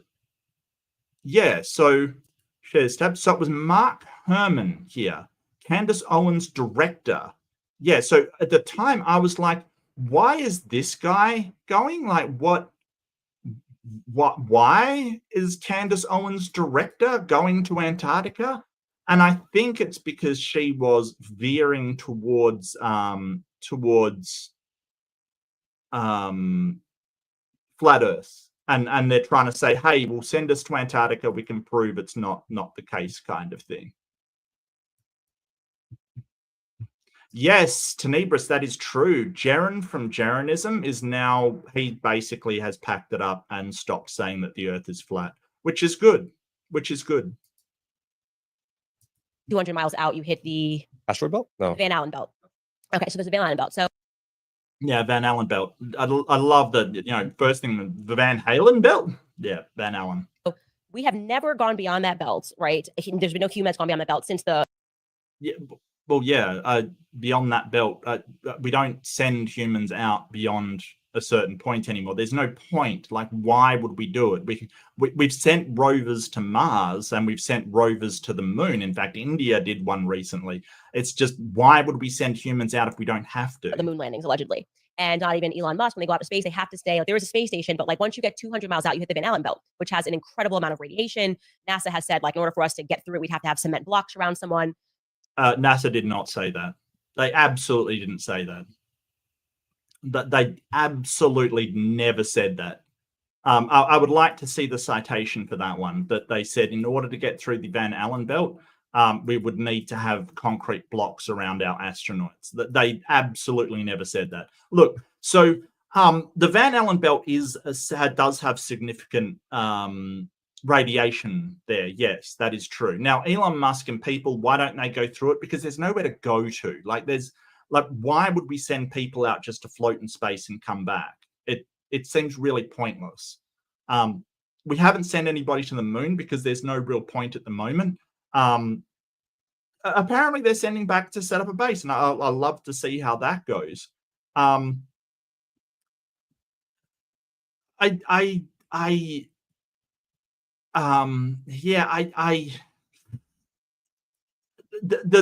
Van Allen belt has got sort of parts in it that are more dense with radiation and less dense. And there's something they call, I think it's the Van Allen slot, which is sort of a area that is not as bad as the rest. Now, they sent the astronauts through at a very high velocity, right? So they're moving very fast and they didn't remain within it for long. Now, there's no doubt if they remained in the Van Allen belt for a significant amount of time, there would be problems. But the amount of radiation they got subject to going through it was not too, like, it was only like equivalent to having 3 or 4 X-rays kind of thing, like not a significant amount. Like, did you ever wonder why, if you go to do an X-ray, right? Like, I don't know if you've ever had an X-ray before. When you go to do an X-ray, you go in there and the person is like, okay, we'll do the X-ray, and has like a lead protective sort of thing on them to protect them from the effects of radiation. You know, my thought when I went in there was, well, why don't I get one of those? It's because the amount of radiation that you get exposed to compared to them doing it every day is actually pretty small. It's not a great deal, right? Like, so our bodies can cope with a certain amount of radiation. It's fine. We get, like, electromagnetic radiation is all around us. We cope fine with it. We do monitor, though, to see if those levels are too high beyond safe standards. I know from doing integrated circuits that if you're using anything which produces electromagnetic radiation, you do have to design it in accordance with safety guidelines. You can't just send out anything, right? You're not allowed to do that. So, you know, it wasn't that big a dose of radiation. That's not to say if we like left people there, it wouldn't be a problem, because it would. It absolutely would. But if they travel fast through it, only spend a minimal amount of time in it, it's fine. They get a larger dose of radiation than most people would. This is true. That can increase their risk of cancer. That is true. That's 100% true. But it's not like they melt on the spot or something. That isn't happening. We can still pass people through it relatively safely. So I want you to just Google, if you're watching this, the temperature of the Van Allen belt. Okay, just Google that. And you're going to get something like, at the lowest points in the Van Allen belt, it's, I think, 3,000 Kelvin. Well, it's 2,000. It was just on the screen. And at the highest points, it's like 30,000 Kelvin. Well, it's 20,000. It was on the screen. But yeah, that's the temperature of the radiation in the belt. But that's not necessarily the temperature of the vacuum that's there. And she doesn't understand this. It's very strange, because she's like, well, if it's that temperature and you go through it, you should instantly warm to that temperature. No. And the reason why is because like the density affects how much of that energy it has. Like, so the actual radiation, the energy transfers to the person going through it. Okay, so it's like if you have a hot stove, right, and you put your arm in the stove, it can be a certain temperature. You can leave it in there for a bit before it starts to hurt or burn. But if you have something metal there, it can be the same temperature as the air, but as soon as you touch it, you're going to be burnt, right? Like, it will happen immediately. So it matters how much, like, so when you have energy, which is how agitated particles is, like, they're agitated and moving, and then them colliding with other particles transfers that energy, and that's heat transfer. That's basic heat transfer. It's why when you go up in altitude, that the air becomes colder, even though it's affected more by the sun. Like, it's actually the temperature of those air molecules is actually higher, but because the agitation does not hit other things as much, it doesn't transfer the heat as well, and therefore it feels colder to us. So what we're talking about with the temperature of the Van Allen belt is how much temperature the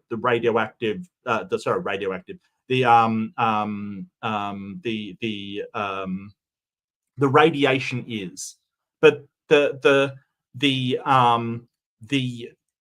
vacuum does not allow the transfer of heat very well. So just simple aluminium will be able to stop the heat transfer. We'd be able to deal with the amount of heat being transferred. It's not a problem at all because there are so few particles to actually hit anything up there. So she doesn't understand how heat and temperature actually work. And then I want you to Google what material the shuttle was made out of. And then I want you to Google at what temperature that would burn. That would just burn. And you're just going to laugh out loud. You go, this literally doesn't. Well, I laugh out loud, not for the reasons you think. It's because that heat isn't transferring because there's nothing to transfer it. There's no air particles. There's very, very minimal amount of, well, anything really. It doesn't transfer, Candace. She just doesn't, like, this is somebody that doesn't understand the physics, that has read something, and they just think they know all about it. Makes sense that an aluminum alloy could have gone through the Van Allen belt for an hour and a half or 59 minutes. It just couldn't have happened. Literally can't happen. There's no explanation for it. They just don't even talk about it. It literally can, because like physics, like that's the reason why up higher in the atmosphere, like on Mount Everest, you're close to the sun and it receives more sunlight, but it's actually colder. It's because there's less air.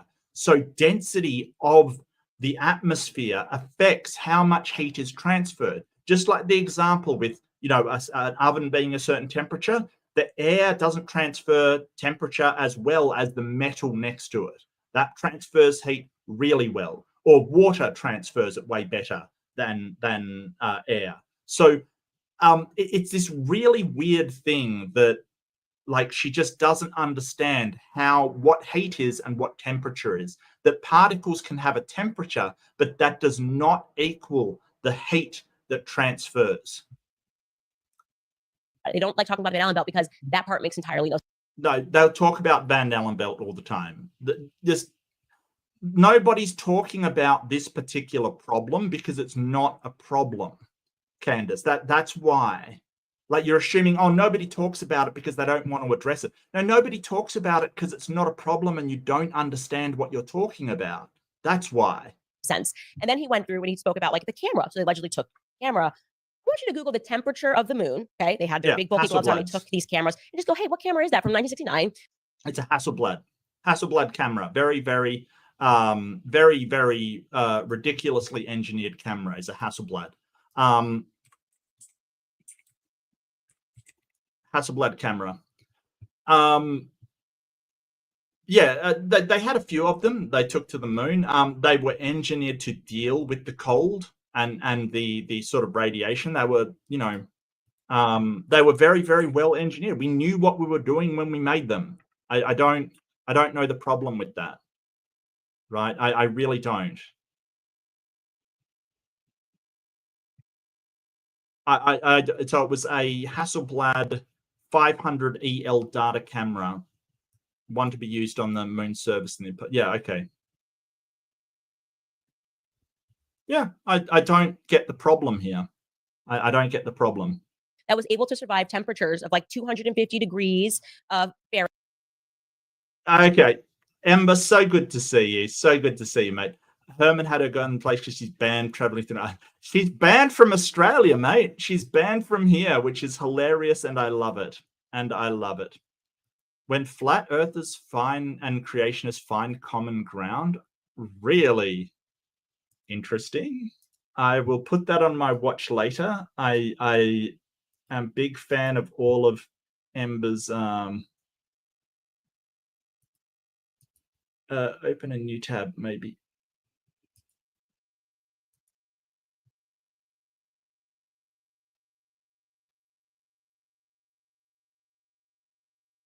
Okay. All right. Oh, that's just a link. Okay, I'll save the link. Cool. Thank you, Amber. So good to see you, mate. So good to see you. Fahrenheit to like negative 250 degrees Fahrenheit, just like on the moon while they were just like jumping around. And you're gonna go, where's this camera? Then Google's gonna tell you, oh, actually, they only made 8 of those cameras, and they decided to give them. You're gonna love this, to a guy who makes movies. No. Most of them they left on the moon. They didn't give it to any guy from the moon end up. Like, this is sort of wild conspiracy theories. They were, yeah. So if you actually Google it, so she's not counting on you actually Googling it, kind of thing, right? So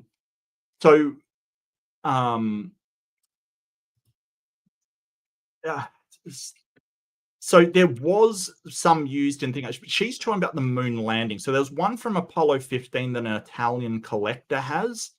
He bought it basically, but that wasn't the moon landing mission, right? That was Apollo 11, I believe. Wasn't it 11? It was Apollo 11. Yeah, so Apollo 11 is the one that she's talking about, right? So NASA left them on the moon, and there's only one that they brought back, and from Apollo 11. So she's talking about the moon landing, the first moon landing, the Neil Armstrong, great step for mankind kind of thing. So that's what she's doing. So it ended up in like a museum of space history, like a NASA museum. None of them were given to a filmmaker. None of them. And if you Google this is what will come up. The Hasselblad 70mm from Apollo 11. The camera is in the collection of the National Air and Space Museum, but it may be on loan or in storage. Yeah, no, it wasn't given. Like no camera from Apollo 11, the moon landing one, was given to any filmmaker. It doesn't. It's not a thing. She's wrong. Absolutely wrong. I'm blanking on the name of this guy who just a couple of years before the moon landing, he's a famous director. He made a movie about. Yeah, Stanley Kubrick. No, he did not get a camera from NASA. No, he didn't. Absolutely not. Absolutely not.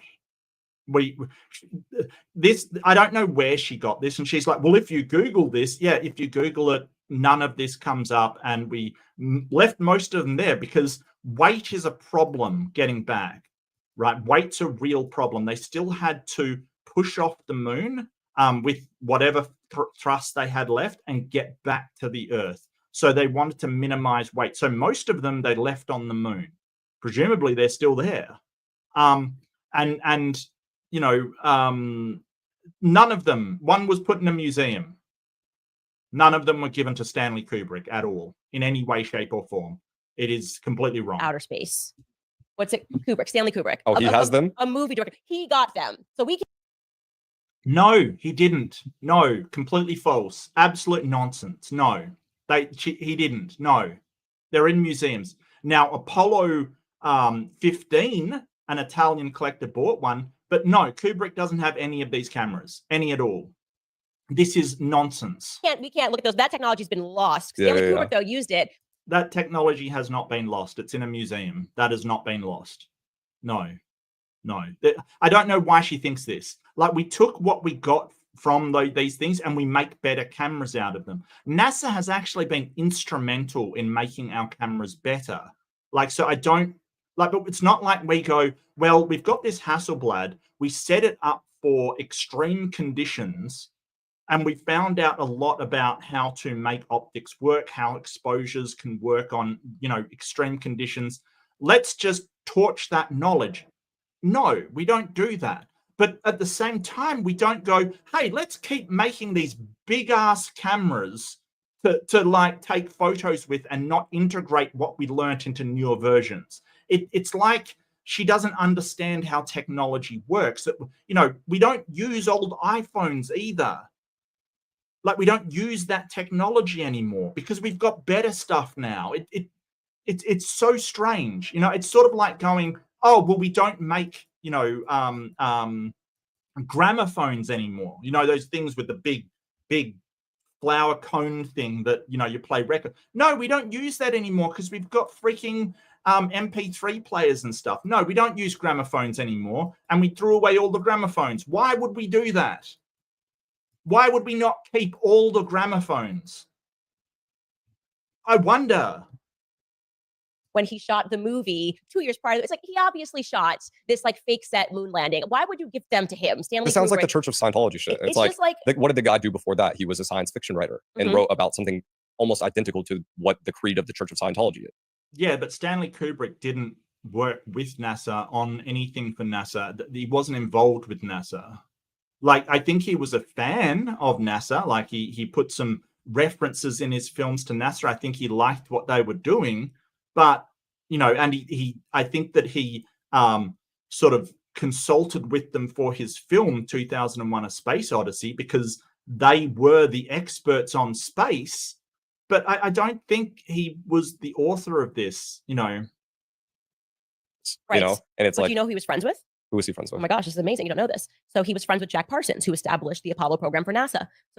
Okay. So there's so much wrong about this. So Jack Parsons is a fascinating character. And while researching this, I went down a complete rabbit hole on Jack Parsons.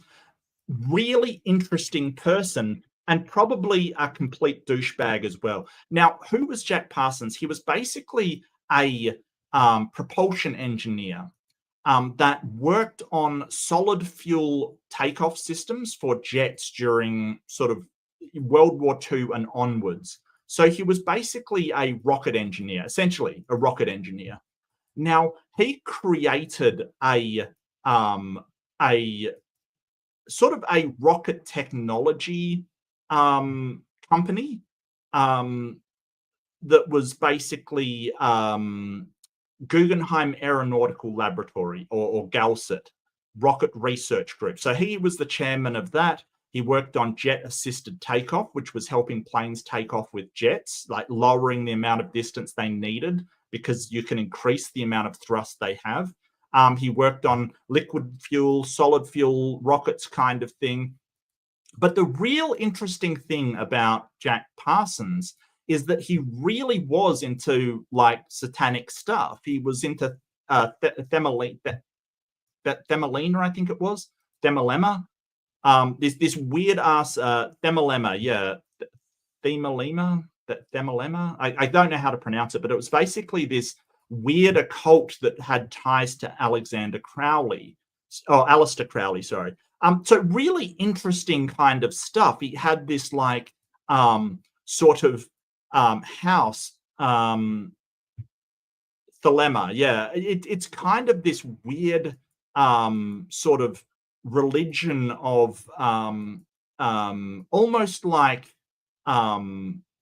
ancient Egyptian sort of stuff, Horus, and mixed with yoga and meditation, and all of these weird sort of kind of like a combination between New Age stuff,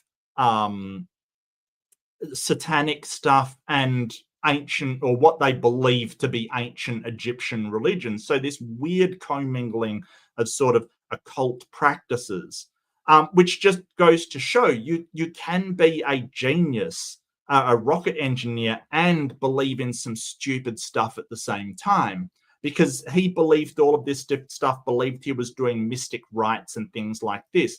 But the thing about Jack Parsons, and he absolutely had links to Aleister Crowley, is that when the Aerojet, which was basically formed off of this company that he made, so he was directing Aerojet, essentially what happened was that he had a lot of help from Caltech, right? Caltech was California Technical College kind of thing. So Caltech and him were working together, and he had a lot of these sort of graduates come from Caltech. Now, when Jet Propulsion Laboratories got formed, he got the boot, right? One of the reasons why he got the boot is because they thought that his ties to Dilemma was problematic kind of thing, because he was doing some weird stuff. And there was also a problem with his safety, right? So he was still doing experiments that kind of that the Caltech guys thought were very unsafe, that he wasn't observing correct safety practices. In fact, he died when he sort of was experimenting and blew himself up, although there's a lot of conspiracy theories to say how he was sort of, platformed. Yeah, I do see that in chat. So Lupin, seriously, man, you're I mean, I don't know why you need so much attention. It's just ridiculous. You know, you've got your own channel. I don't know why. Oh, that's right, because no one watches you. Sorry, I forgot. Which is kind of hilarious. So yeah, I'm not like, if you want to debate or something like that, you know, you can contact me by email. But I found your response to sort of our last discussion kind of petulant and childish. So, you know, I don't think you're a you know, I want to engage with adults, not children. So I'm going to give you a bit of a timeout, and, you know, have 10 minutes. There you go. Now, you're not banned. I mean, if you do think Lupin should be banned for disrupting my chat, throw a ban hammer in the chat for me, okay? Because I want to get a sense of how much Lupin here is annoying everybody. Because at the end of the day, this isn't a debate. It isn't an open room. This is a show that I do to talk about things. Like, if you don't like my show, the door's right there, buddy. I don't, you know, I'm not gonna cry over you going. So, you know, don't let the door hit your ass on the way out. I don't know why I would care. It's not like you're bringing, like, do you think you're bringing like tons of people, or for some reason it would outweigh you? Oh, and Ember with the 5 gifted membership. Thank you so much, Ember. You just want people to be able to put the ban hammer in chat. Like, all right, I'm going to put one down just for me. All right. But seriously, don't disrupt the chat. Chat was having a great conversation all by themselves before you came in and was an idiot. So please. Okay, so I've got to go through these. But Ems, thank you so much. I really appreciate it. NetTube user, Tenebris Sint, Unapologetically Chrissy, Ian Chen, official. Ian Chen, such an awesome guy. Awesome. And Brandon Smith, thank you so much, Ember, and congratulations. Enjoy your emotes. Winner, chicken dinner, all of you.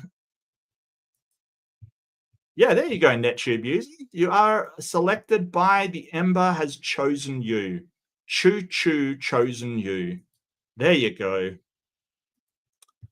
Sounds like Shocker God. I don't think I've ever heard that person. That's a bad thing, right? That's a bad thing. Look, I just started doing that one day and nobody's complained about it, basically. So, you know. Oh, Tenebris got one. Did you? Oh, yeah, you did. Oh, I don't see why I didn't see that. Congratulations.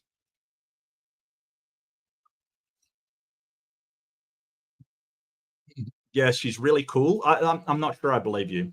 But yeah, this thing about Jack Parsons was, yeah, he's an interesting guy, occultist, did some weird ass stuff, definitely was into polyamory and things like that. I think that, you know, I don't judge these people. He definitely contributed a lot to our understanding of jet propulsion and to the space industry. He definitely did contribute a lot. And I see no reason to deny it. It's like, often I will talk about Newton and say, well, Newton invented calculus. He was a genius. He was so intelligent and contributed so much. He also loved alchemy. He also, you know, believed in this thing that was, just because you are even a genius doesn't make you right about everything. That's the thing.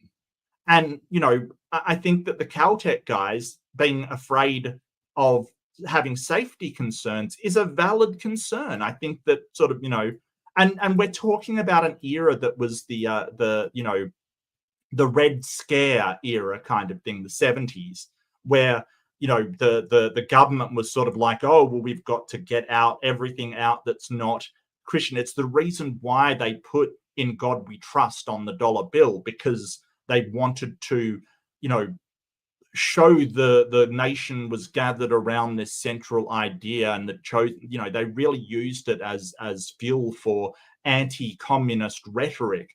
So getting rid of him was probably, you know, in line with Christian values kind of thing. So it was a great disgrace that this man who was the head of Aerojet at that time was a you know, a Satan worshipping occultist, which, to be honest with you, he was. But that doesn't mean that he can't contribute to science and things like that. So, but fascinating guy, absolutely fascinating. Like, you know, really, really fascinating man. Some of the stuff he did was incredibly problematic. Like, he was married to a woman, slept with the sister who was like 17. It's a you know, disgusting thing to do. Like, you know, basically seduced her sister, and then, you know, basically said he liked her better, kind of thing. That's just horrible stuff as well. Like, but the whole point is that we don't say, well, he didn't do all of these things, or the moon missions didn't happen because he was this, you know, even sometimes a reprehensible guy. Because by the time Jet Propulsion Laboratories was created, excuse me, he was given the boot. He was tossed out. He wasn't part of Jet Propulsion Laboratories. He was part of their predecessor. Now notice, because Jet Propulsion Laboratories it isn't NASA. It's associated with NASA very heavily. They work very closely together, but it is an amalgamation of all of these university and collegiate it's a corporation of all of these people from universities studying jet propulsion. So, like, when you say Jet Propulsion Laboratories is NASA, no, that's not true. That's 100% not true. They're heavily associated, but it is not the same thing. It's not. So, her saying, hey, because the head of Jet Propulsion Laboratories was an occultist and a Satanist, no, he wasn't. He was booted before it became Jet Propulsion Laboratories. One of the reasons why is because he was an occultist and a Satanist. But that aside, that's not true. Therefore, NASA was into all of this stuff. That's not true. And don't forget that she's saying, hey, Stanley Kubrick was associated with NASA, therefore he had this. No, he wasn't. So all of this long chain of inferences that she's making, thank you, NetTube user, I need it. All of this long chain of what she's saying isn't actually true. She's tying this together with links that don't actually exist. Those two were friends. They were out in LA, and they.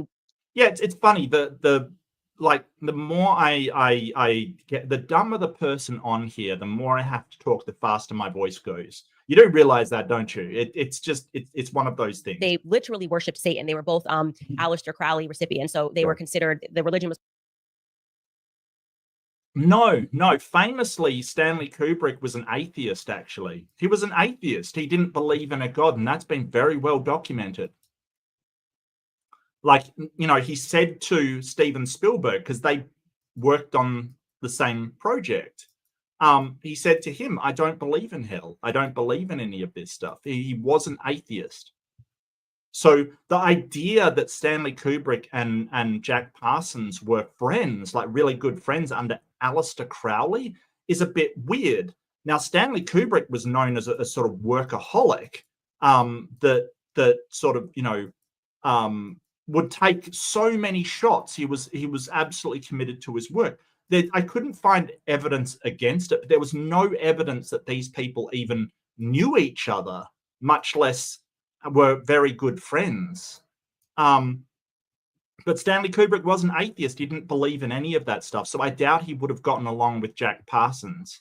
I really doubt it. I would like to see her evidence for this, but it seems like she'll just throw this stuff out of there.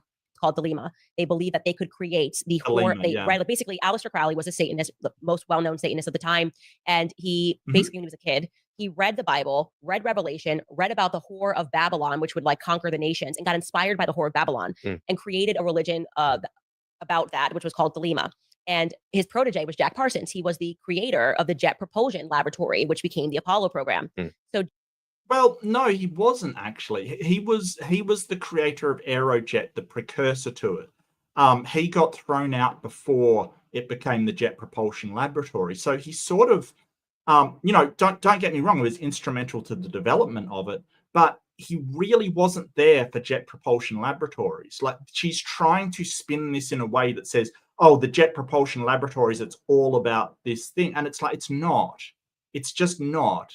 It's a guy who got kicked out of the company he created because of concerns from other people there. So why would they have done that if the Jet Propulsion Laboratory wanted to do this evil satanic plot? Why kick him out? I don't get it. It's like when the evidence contradicts, oh, well, it's some kind of conspiracy. No, I don't understand it. I really don't. Jack Parsons was a committed Satanist, and they would have sex rituals. And it was That is true. That is 100% true. him and the founder of Scientology. And that is true as well. Yeah, so L. Ron Hubbard was at Jack Parsons' house and basically was a scribe for his sort of rituals kind of thing. He basically watched and took notes. Weirdest stuff. The weirdest stuff, right? So he would basically be a scribe or a recorder of events that happened within this essentially what was a cult, you know, like this Thelema cult. He would be the person sitting in the corner while he did this ritualistic stuff.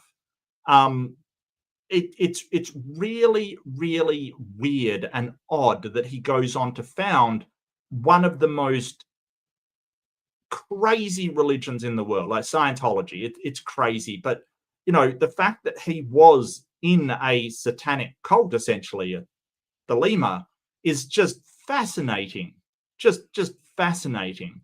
But the real funny thing is that L. Ron Hubbard took off with one of his sort of mistresses and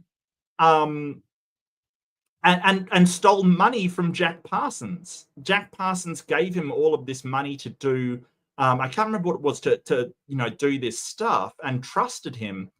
And L. Ron Hubbard ripped him off and took all the money with him, like something like $10,000, which was a huge amount at the time.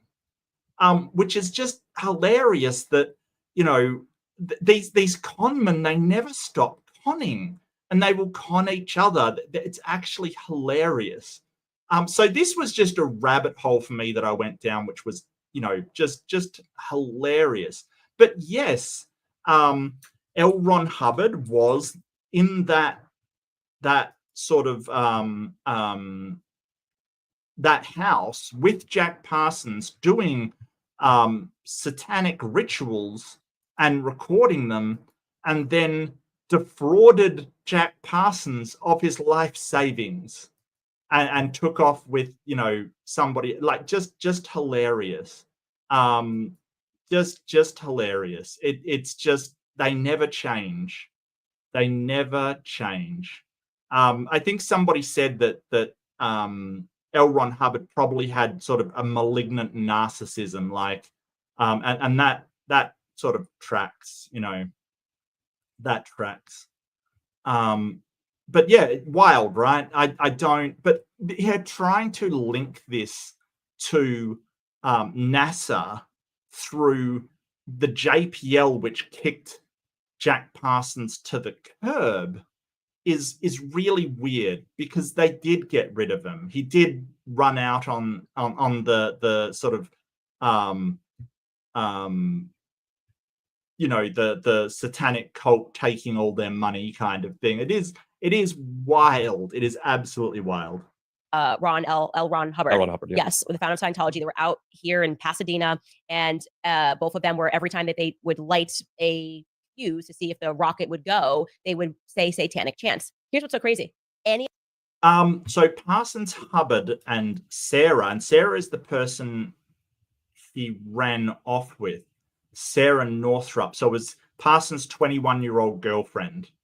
And they collaborated on Babylon Working, a magic ritual designed to summon an incarnation of Babylon, which obviously did not emerge, you know.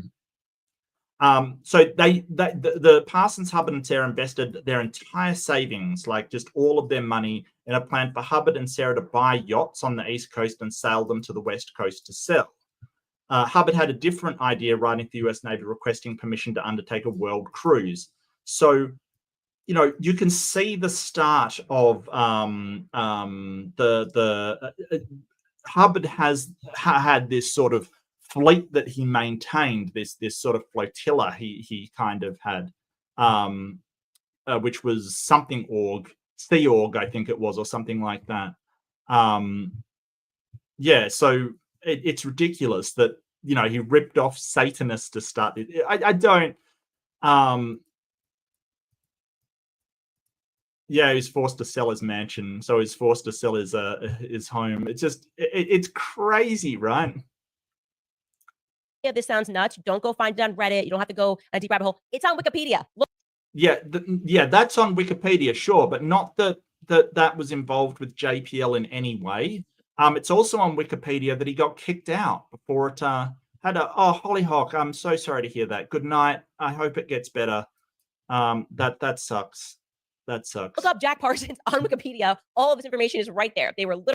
Yeah, but if you read it with any degree, you'll see that he got kicked out just before it became JPL. So he wasn't associated with it because nobody thought he was safe. Nobody wanted to work with him. So what does that do to your narrative? She doesn't mention that because she's got a narrative that NASA was satanic. So it doesn't fit with her narrative. Literal Satanists. And then they established after this the Apollo program. And it was born of. No, JPL didn't. That was NASA. They are two different organizations. Like, she doesn't understand how these two things work. They work together because their interests are so heavily overlap, but they are not the same thing. Jack Parsons, Aleister Crowley, they even tried to impregnate a woman without having sex, with just their sexual rituals and their chanting and their satanic. Yes, they tried to immaculately conceive one. That part is true. That part is true, right? That's 100% true. They tried to do that. It didn't work. Chance. They thought that they could impregnate a virgin. Yeah. And they called this baby, she eventually did get pregnant. Nobody knows how. They called it the moon. Yeah, we do know how. So she didn't get pregnant via these rituals or anything like that. This was somebody that came into Jack Parsons' life. And it was sort of Marjorie something. I can't remember her name. This was just a rabbit hole of just incredibly insane stuff. Like this is, I had no idea that somebody that was part of Aerojet had this sort of background, but he absolutely did. And I think it does show that even if you don't like somebody's the way somebody lives, they can still do things that are amazing in their field. Like, he did contribute a lot to jet propulsion in general. Should he have still been on board? I'm not 100% sure. But by the time sort of 1945 rocked around, he wasn't part of JPL or Aerojet anymore. He just wasn't. I don't.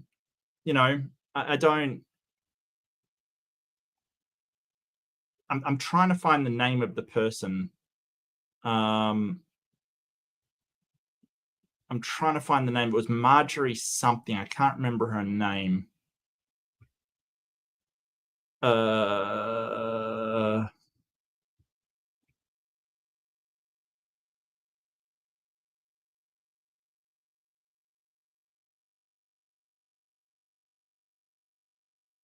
Oh God, why can't I find the name? Yeah, here we go. Marjorie Cameron. There we go. Okay.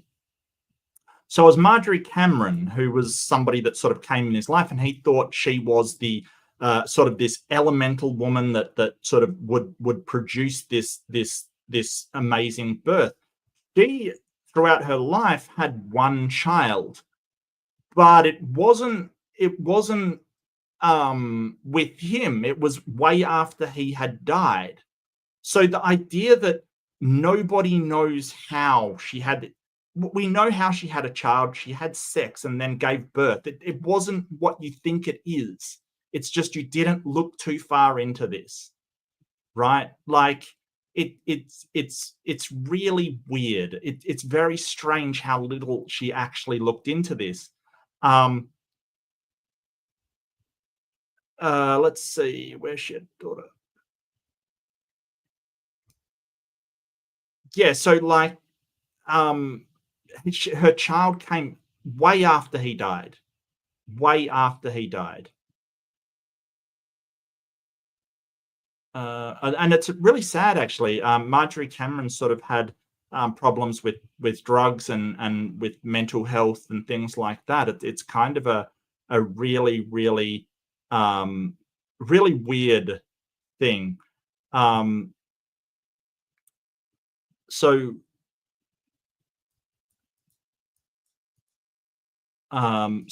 yeah, through common friends, Cameron met Sheridan Shelley Kimmel, and the two entered a relationship. A veteran of the Second World War from Florida, Kimmel suffered post-traumatic stress disorder.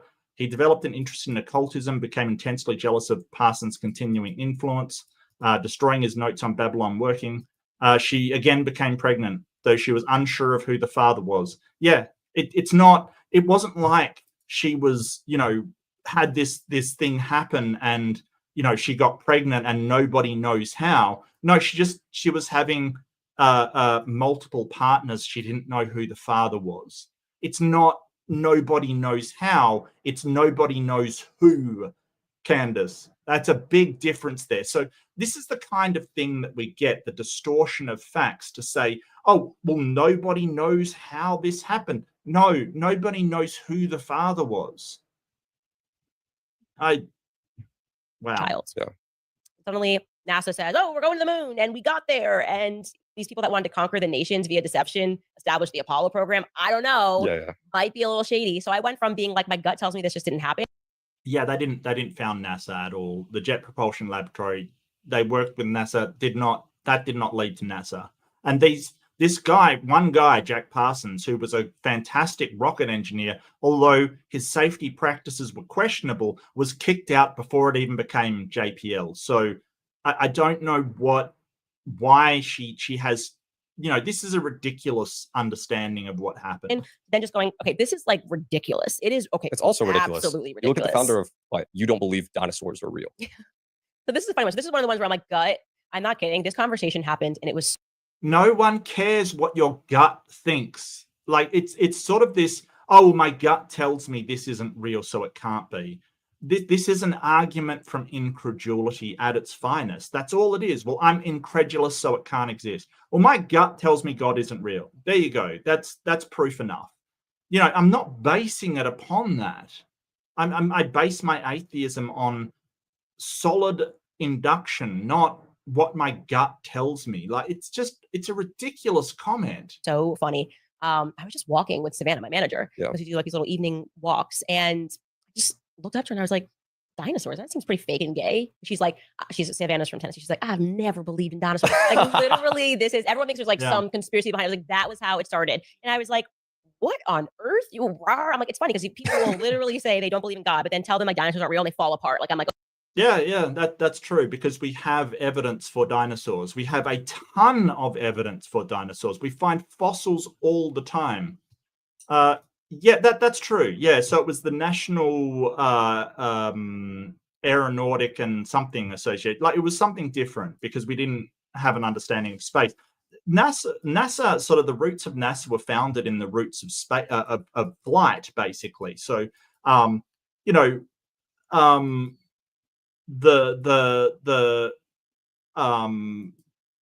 sort of Wright brothers to semi sort of powered flight, that was the start of the NASA, basically, because they don't just do space, they do aeronautics as well.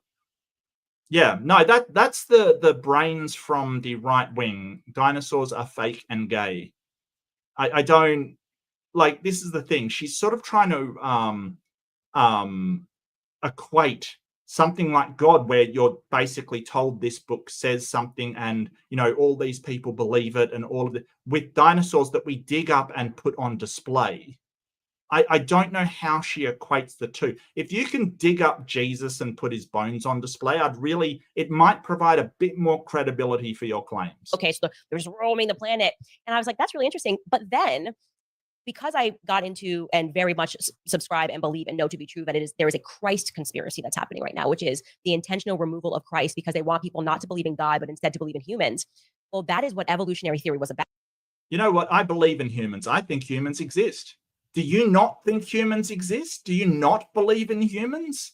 Like, so this is the weird part where she's using language, people. So when I say I believe in God or don't believe in God, I'm talking about whether it's actually a real thing, right? So she thinks that if you don't believe in God, you're going to believe in humans. Like she's kind of conflating it with kind of like worshiping humans, right? Like, oh, if you don't worship God, you're going to worship humans. That might be more accurate to what she's trying to say.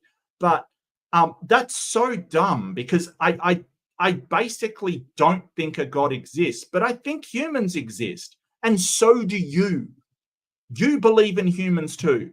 But if you say don't believe in God, I don't even think they exist. So it's so weird.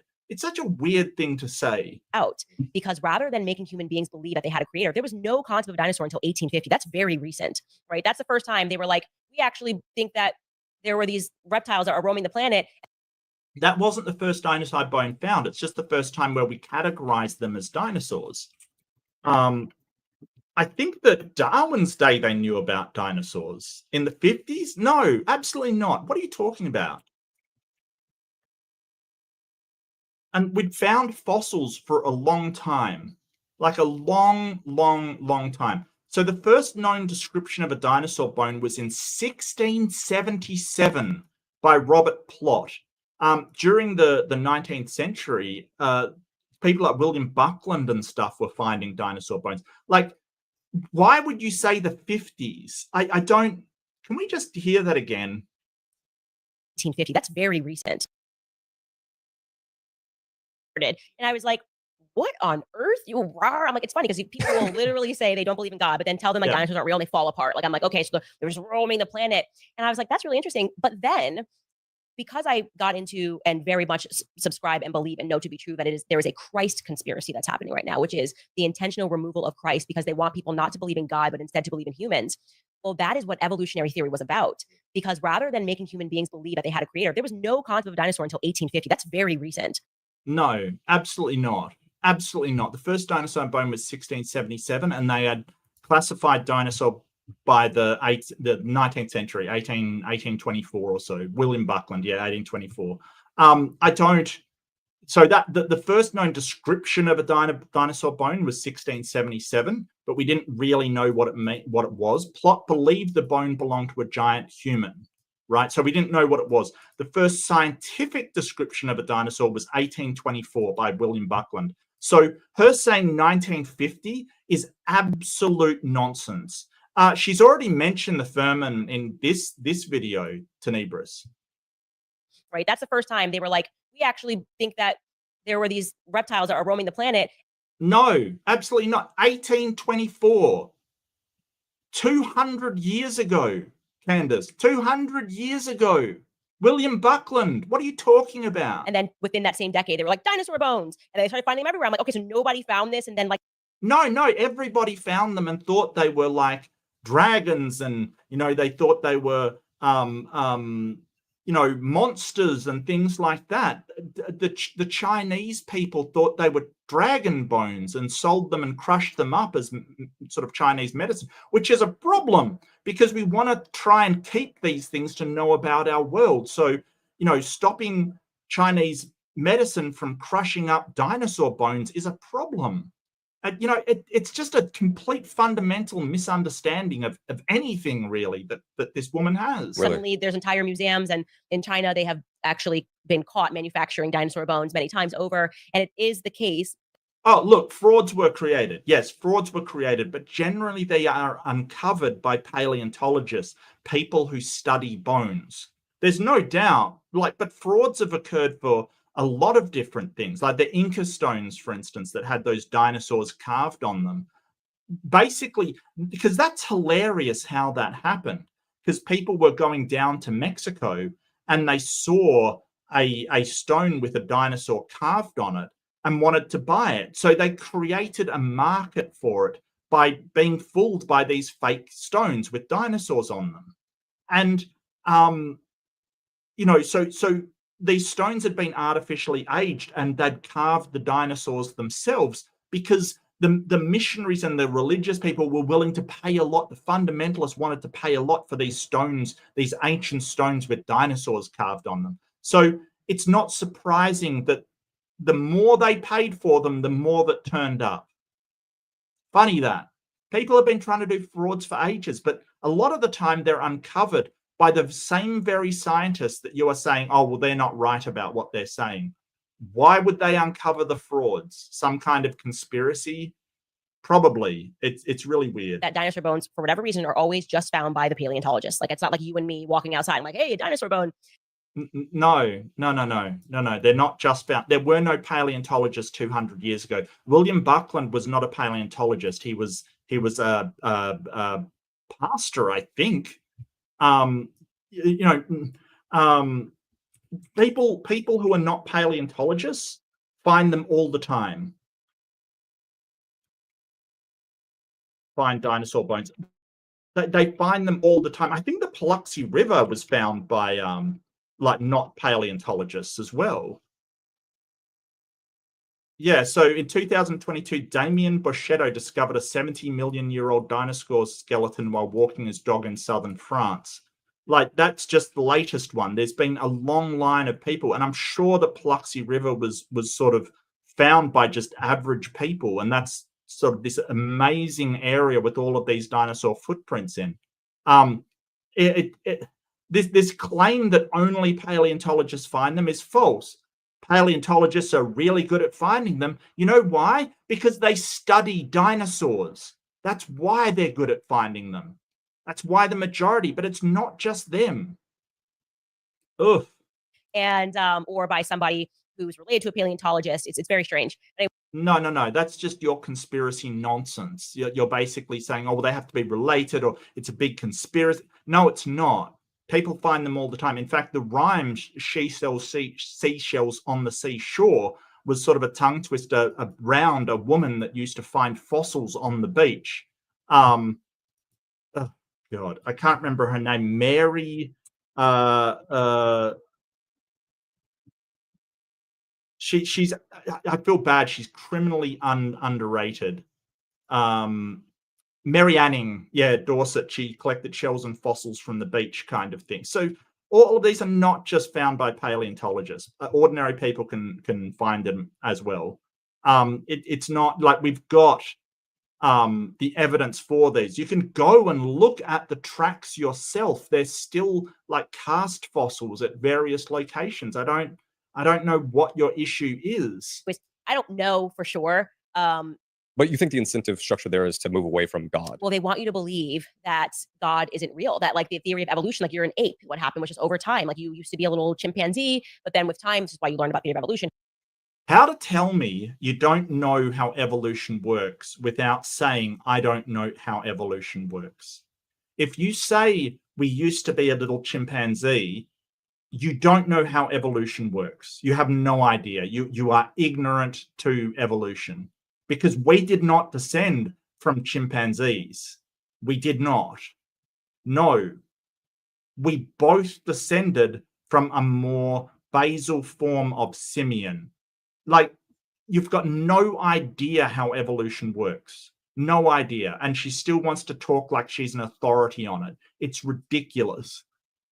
Homo sapien, Australopithecus, but then we were Homo erectus, and now you're a human being. Isn't that the definition of Satanism? Yeah. Like to believe that like Earth is the kingdom? Yes, and that.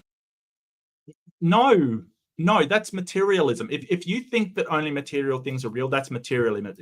To be a Satanist, you really have to believe in some form of satanic philosophy, or so the reason why the Satanic Temple is considered a form of Satanism is they believe that the sort of primordial beast is something inside of us all. They are into sort of, you know, that earthly stuff, but it's because of their belief in the sort of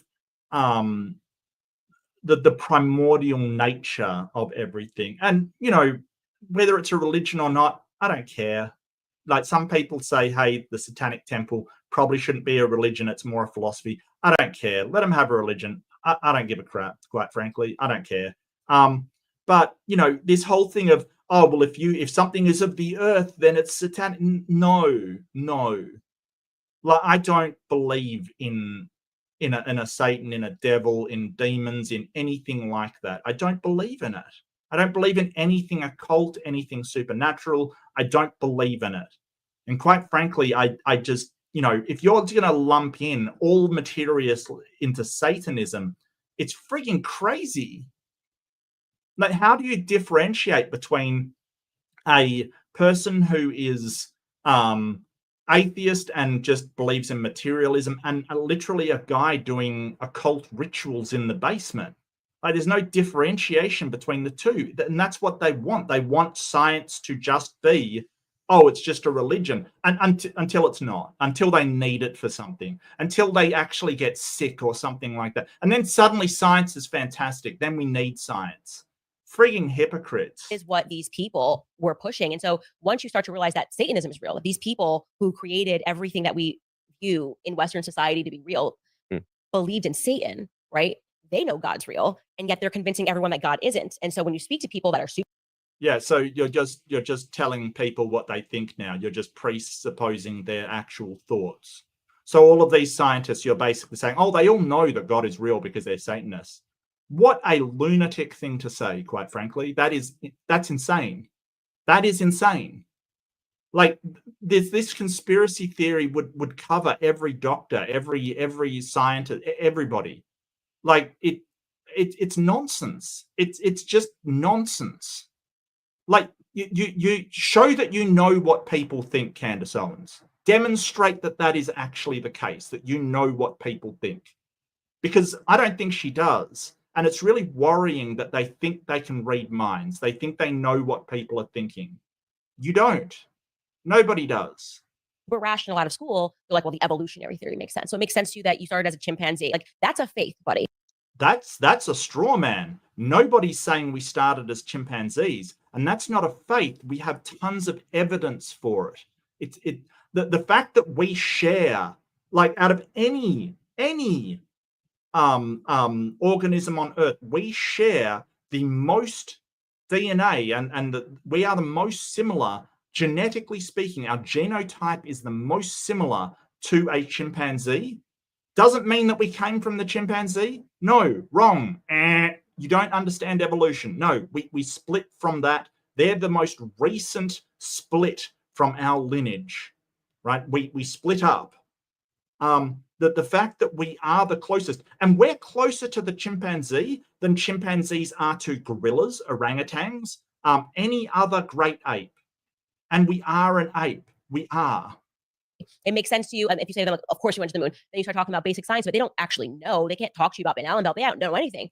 I've been talking about it all this time, and I'm not a physicist. I'm not a rocket engineer. I'm not someone working at NASA. I'm just a guy on the internet, and I can talk about it all day long. I do have debates about it, Candace. So, you know, this whole thing, like, most people think your ideas are so bat crap insane that they don't bother to look into it. I find it interesting, and I'm curious about how people end up in your position, because you sound like an idiot. She sounds like an idiot. Like, oh, I don't know about this stuff, but here's how it all works. All of this has answers to it. All of it. It's so wrong. Like, you just spouting out this stuff, and the following that she's got is really worrying. It's really worrying, because people will believe her based upon just the fact that they're you know, in the wake of her personality, in the wake of all of the stuff that she says that they agree with, kind of thing, and then they'll believe her. And none of this is true. None of it. Not her thing on the Van Allen belt, not her thing on who Jack Parsons was and his relationship with JPL, not JPL's relationship to NASA, not on evolution. We didn't come from chimpanzees. And she thinks it's a conspiracy to get rid of God. But you've got a whole bunch of people that know that evolution happened and they still believe in God. That, you know, it's just this charge towards ignorance. And I didn't know this. I thought she was just another right-wing talking head. No, she's an idiot. She's literally, she's an idiot. She doesn't know anything. She just talks about stuff she has no concept of, doesn't research it, doesn't look into it, doesn't look up anything. And this is one of the right wing of America's best and brightest. She's a moron. It's a faith. Like they have asserted, and what's interesting, even that going to it's not a faith. It's not a faith. Because you don't need faith. You don't need a belief in that which is unseen and unproven if you've got evidence for it. It's like saying, oh, well, you just have faith that you can walk across the road on a green light, like on a green man or whatever, like whatever your signal is for crossing the road, right? No, I don't have faith on that. I have evidence of it, right? I come to the road, you know, the cars stop whenever the green guy is there. The government tells me that the green man is safe to walk on. It keeps happening over and over and over and over. That's not faith. That is induction. That is how we work out patterns. It's evidence that it is true. And you're trying to say that the faith in God is the same as the scientists have faith in their conclusions. And it's not. It's not even close. We can demonstrate with reasonable evidence and induction that the conclusions that we draw are true. Faith is just, I believe it because I believe it. That's all it is. Oof. the moon. The Bible talks about a firmament. And if the firmament in the Bible, if you look at that, you would go, okay, well, it says that as below, so above. And this is how God created it. So if the Bible is real, which I know in my heart to be true, there's no. You know in your heart to be true. Yeah, this is sort of the confirmation bias that you will get. I know it in my heart to be true. How do you actually have some kind of rational reason for believing it's true? Oh, because I know it in my heart. What could you not believe in something under that criteria, right? Oh, I think Candace Owens is a moron. Well, I'm right because I believe it in my heart. You know, like, seriously, your heart is not doing any thinking for you. I hate to break it to you, but that's not what the heart is for. You don't understand biology as well. Your heart pumps blood around your body. You can have feelings associated with your heart because of the chemicals that your brain has gone through and certain electrical impulses that cause your heart to beat faster or your heart to have feelings. But that doesn't mean your heart is doing anything besides pumping blood. It is reacting to the chemical reactions throughout your body. Your heart isn't doing any thinking. Oh, thank you, Frank. I really appreciate it. Thank you. That's awesome. Yes, I do like and subscribe if you do like my wild rants on stupid people, because there's enough of them around. Like, this is ridiculous. Like, the Bible's true, I believe it. But here's a really good insight as to how a flat earther is created, right? Like, this is sort of breaking it down. Well, I believe the Bible's true in my heart. It says a thing, so it must be true because I believe that in my heart. And before you know it, you're going down to Antarctica being proved wrong, you know, in the final experiment. It's you know, that's a slippery slope, sure. But, you know, I don't know how to reason with somebody that says, well, it's true because I believe it in my heart. It doesn't matter how much you feel it's true. What we want to do is believe in things that we have a good justification for, not just I feel it in my heart. Oh, wow. No way we got past this firmament. But it's interesting because, yeah, once you start to realize that all of it is about countering everything that is in the Bible, right? You have a creator. No. Evolutionary theory is real, actually. What happened was a meteor hit, and I don't know, like, if the meteor hit and wiped out the dinosaurs, but then, like, the lizards came. I don't even really, when you get down to even just thinking about that, you're like, okay, so it wiped out the dinosaurs. Then what happened? They're like, well, then the amoeba was around, but then, like, little lizards are from that. No, the lizards came before the dinosaurs. No, this is completely wrong. So when she says the meteor hit and wiped it out, it wasn't the meteor hit that wiped out the dinosaurs. That isn't what happened, right? So this is a fundamental lack of knowledge about, well, anything really. Everything that she said has been like really showing her ignorance. The meteor hit and it changed. It either changed the environment, like so a winter, due to the amount of stuff that it threw up. Some people think that. Some people think that it caused a lot of volcanic eruptions because it hit the earth really hard and created a massive crater. And the onset of that was earthquakes and tectonic activity and volcanoes, which spewed a whole bunch of ash. But what it essentially did is it caused a long ice age, a winter, right, that the dinosaurs were completely unsuitable for. Right. So if you were a big dinosaur, had to have a ton of foliage to keep going, like Brontosaurus or something along those lines, Brachiosaurus, those kind of things, you just died, right? Like you would not be able, like when there's no plants growing in this artificial winter created by this meteorite, you just die. A lot of the onset is the large carnivores who preyed on those sauropods. They went as well. Right, so all that was remaining was really small dinosaurs, and it was the time of the mammals. So mammals basically could curl up and retain body heat. We still like curling up today. I like curling up in a ball and being nice and warm under the covers. We were burrowing mammals. We like to burrow, curl up, and retain heat, and that became a real advantage for the mammals, that they could retain their body heat. Amazing advantage. So basically what happened is that the dinosaurs, which were the apex of sort of evolution, they were the most dominant kind of life on Earth, were surpassed by a kind of life, the mammals, that were better, that were fitter for the environment. They were better equipped to handle the changed environment. And that's what we think killed the dinosaurs. So saying a meteorite struck them and they just all died is not what we're talking about here. Certain dinosaurs did survive, small ones that had feathers that could sort of, handle heat kind of thing. Like, and these evolved into birds, that they became birds essentially.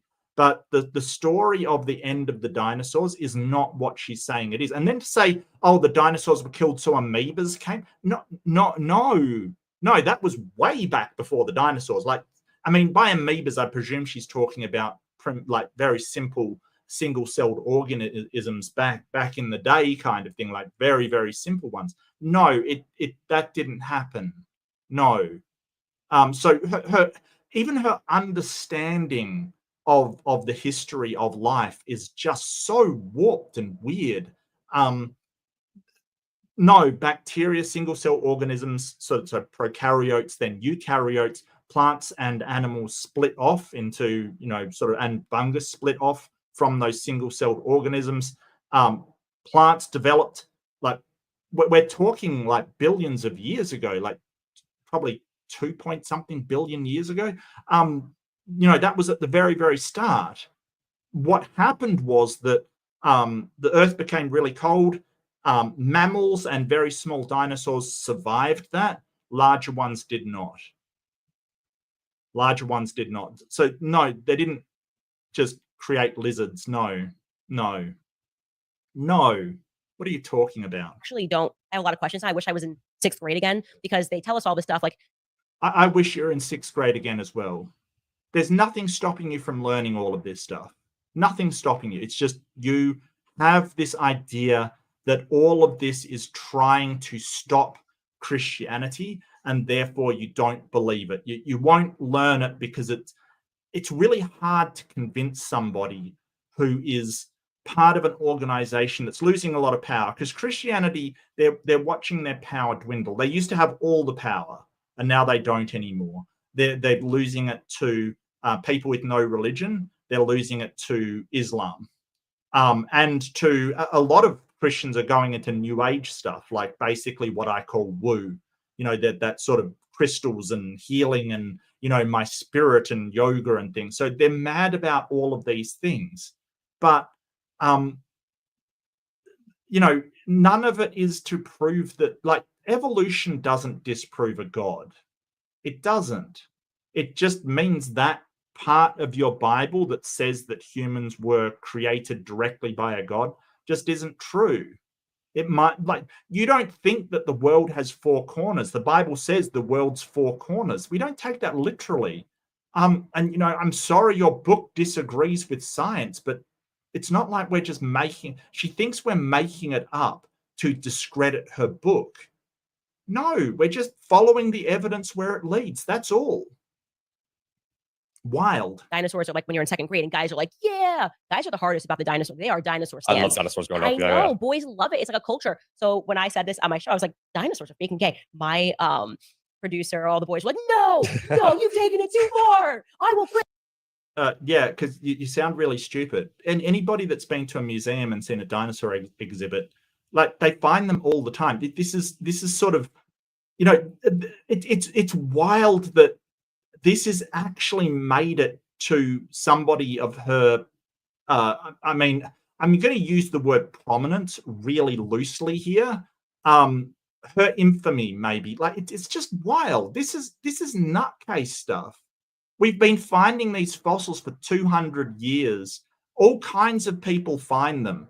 And, you know, suddenly it's this massive conspiracy to discredit Christ by digging up dinosaur fossils that were found in like 1677.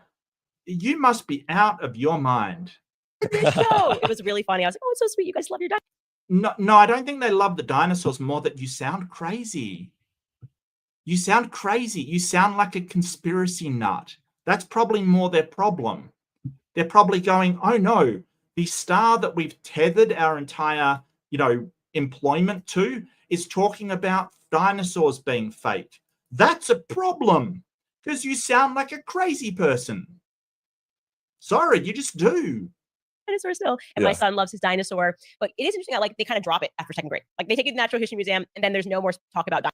You have not met a paleontologist, ma'am. You've never met a paleontologist. Talk about people who are obsessed with dinosaurs. Paleontologists can chew your ear off about dinosaurs for hours on end. Hours on end. Like, seriously. They love it. They love dinosaurs. And hey, I like dinosaurs too. Probably not as much as my paleontologist friends. They are all about the dinosaurs, and good luck to them. I love that.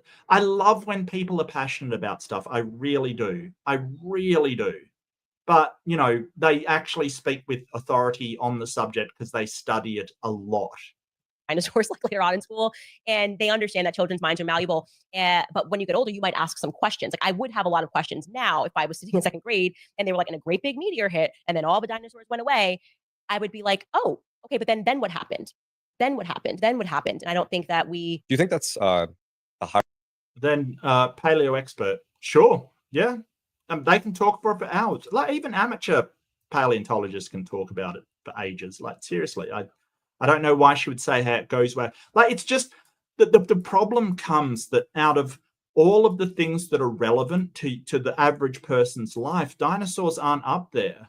You know, you got bills to pay. You've got, you know, your car to run. Your grandmother has broken down and broken her hip or something. You know, like, come on now. It's just that dinosaurs are not a priority for most people. They're like, oh yeah, you know, I mean, there were these massive lizards lived long ago, wiped out. It's not a big deal. But you don't go to them for information on dinosaurs. You go to paleontologists. Higher-ups attempt to maybe get us used to the idea of a mass extinction event? Yeah, I think there's a lot of that. And it very much empowers the fear that people have in, like, climate change and, well, this could happen again, or if we don't get this right. And ultimately, what are they doing? Drawing you more towards the idea that a creator is not real, but ultimate governance is real. So you have to make sacrifices. Don't think about God being real. If you want to stay alive, what are you going to sacrifice to government? Okay, well, you can't use oil. I mean, you can't use gasoline and petrol. You're going to have to drive electric cars. You know, well, we got to reduce the temperature by this and by that. And you see that is a religion. And these people will call themselves. That's not a religion. That is based upon, like, what climate experts that like they study this thing. It's not a religion. If it's a religion, what are they worshipping? What is the focus of worship? Because every religion, even ones that I sort of question whether they're a religion or a philosophy, like for instance, the Satanic Temple, for instance, they still worship the idea, the essence of human, the beast within the human, or the sort of primordial impulse of people. Like they still worship something. They still have a focus of what is it for climate scientists? Like seriously, what I want to know what it is. It's so weird. Like they basically want to apply the word worship and religion to everything, like literally everything. And you know, Kent Hovind does this. Other creationists do this, especially the young Earth creationists. They'll say, "Oh, this is a religion from you." No, it's not. There's no faith involved. There's no object of worship. There's no rites or rituals associated with it in order to do anything. It is simply a methodology for finding out things. That's all. I don't look. Your hooligan. She clearly said it was to stop people believing in God. Never mind that there's tons of people that, you know, believe in dinosaurs and evolution and still accept God. It's to stop people from believing in God. But this is the thing. Like, it's you know, they call everything a religion. If you want to call science a religion, then medicine is a religion. How does that work? If it's just a religion, then why does medicine work and faith healing doesn't? Because one's a religion and one's not. One's a science. It produces demonstrable results. That's what we do in science. Ridiculous. Self-atheist, I'm like, you guys have a deeper faith than anything I've ever known. These people, when the government says mask up, save lives, let your parents die alone, they listen. They listen and they laugh at the Catholics. Like, oh, you believe in the sacraments. I'm like, homie, okay, you believe in things that are so utterly absurd. I mean, during COVID, if the government had said, hop on one foot, that's the only way you're gonna stay alive, you would have seen mofos. Like, I mean, that is 100% not true. Because okay, so how do I explain this? We understand through germ theory of disease how diseases are transmitted.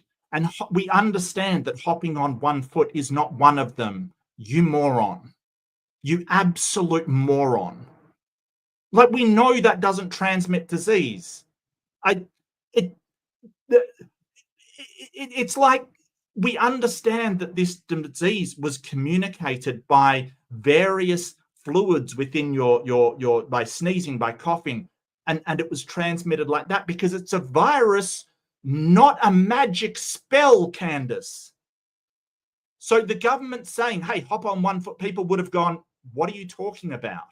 And the people who are medical experts, like you know, the Surgeon General and Fauci, head of CDC, and all of these people who are experts in virology would have said, no, that's stupid. But there's a reason why surgeons wear masks in the OR. It's because they don't want to transmit anything to the patient who's open in front of them. There's a reason for that. There's a reason for keeping your distance. And the strange thing is, the countries that implemented strict controls like this had a way smaller death rate than the ones that didn't. Like, we can see the results. And you still want to go, oh, well, you would have believed that if they said poke yourself in the eye to avoid it. No, we wouldn't, because we're not morons like you. It's just so stupid. Like, we understand.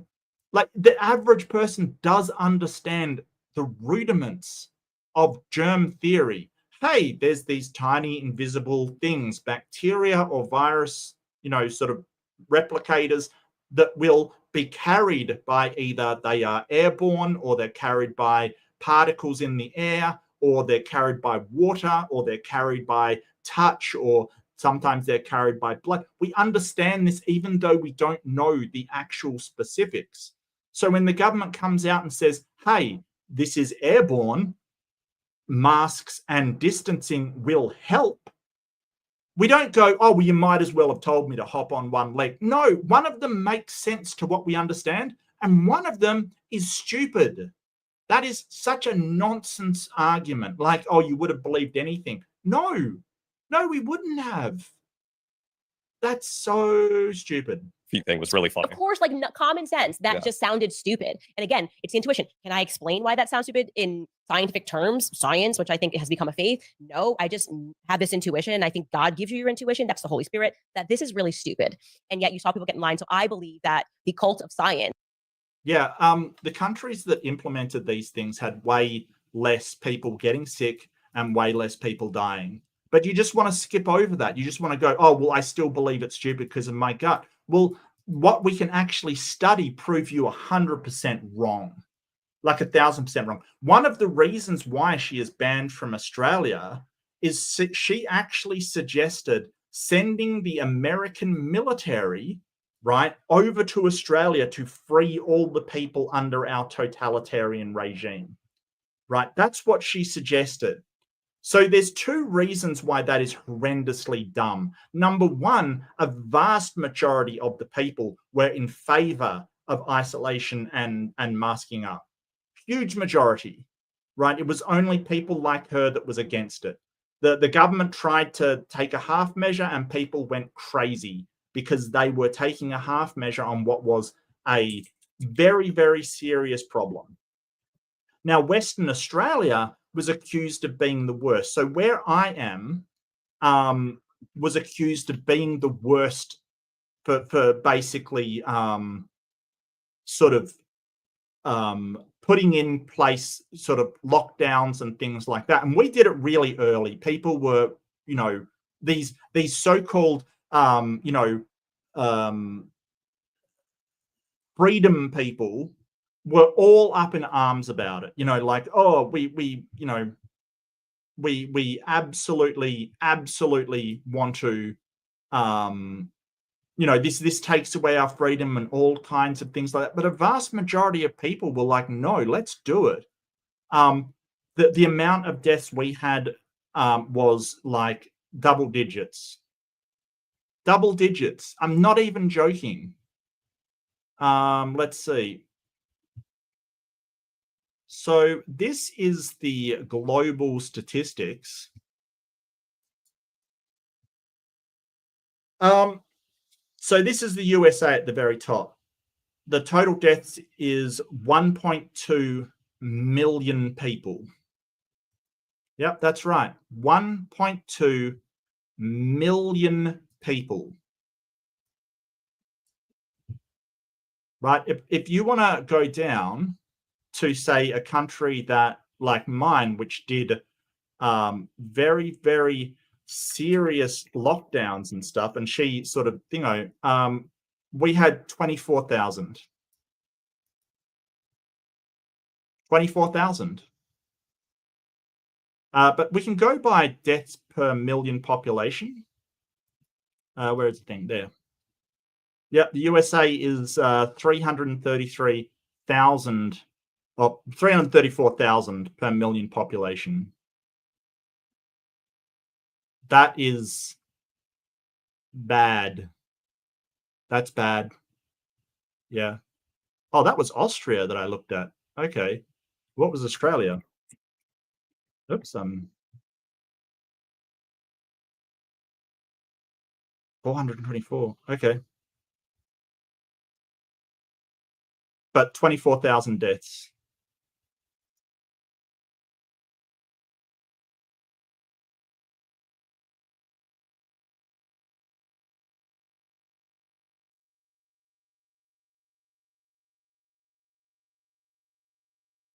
So USA is incredibly high.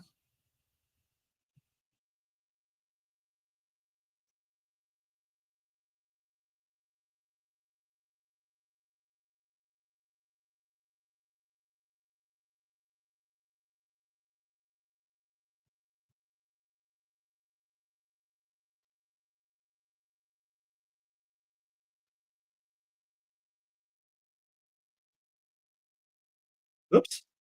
Sorry, my bad. I closed that instead of transferring it. I'll just have to share again. But yeah, that's one of the reasons why she isn't allowed in Australia, because she will talk about stuff she has no idea about. And so that's one of the reasons she was sort of thrown out.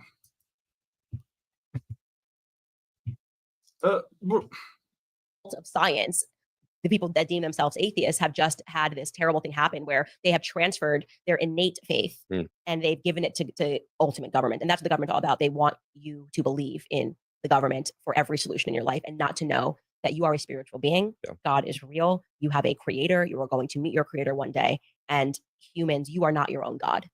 Yeah, so this is sort of the theocracy kind of talk. Like, we've got to get God back in the government, and it's a terrible idea. It's a terrible idea. Yeah. Give me 1 sec. Oh, I've closed it. Give me 1 second.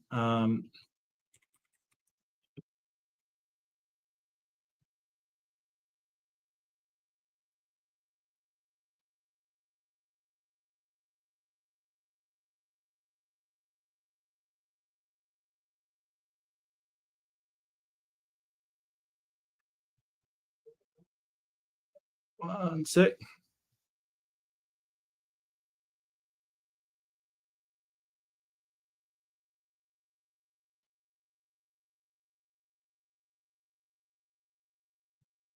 This, I think, is pre. Yeah, that's a good question. So this is pre Daily Wire canning, but she's been canned since. And I mean, the only reason I knew about this was because of Simon Dan. So a big shout out to Simon Dan for showing the crazy. Controlling minds. Like 60s was the decade where they experimented with controlling minds, which is why I don't trust anything about the 60s, moon landing being one of them. The same year that the Charles Manson.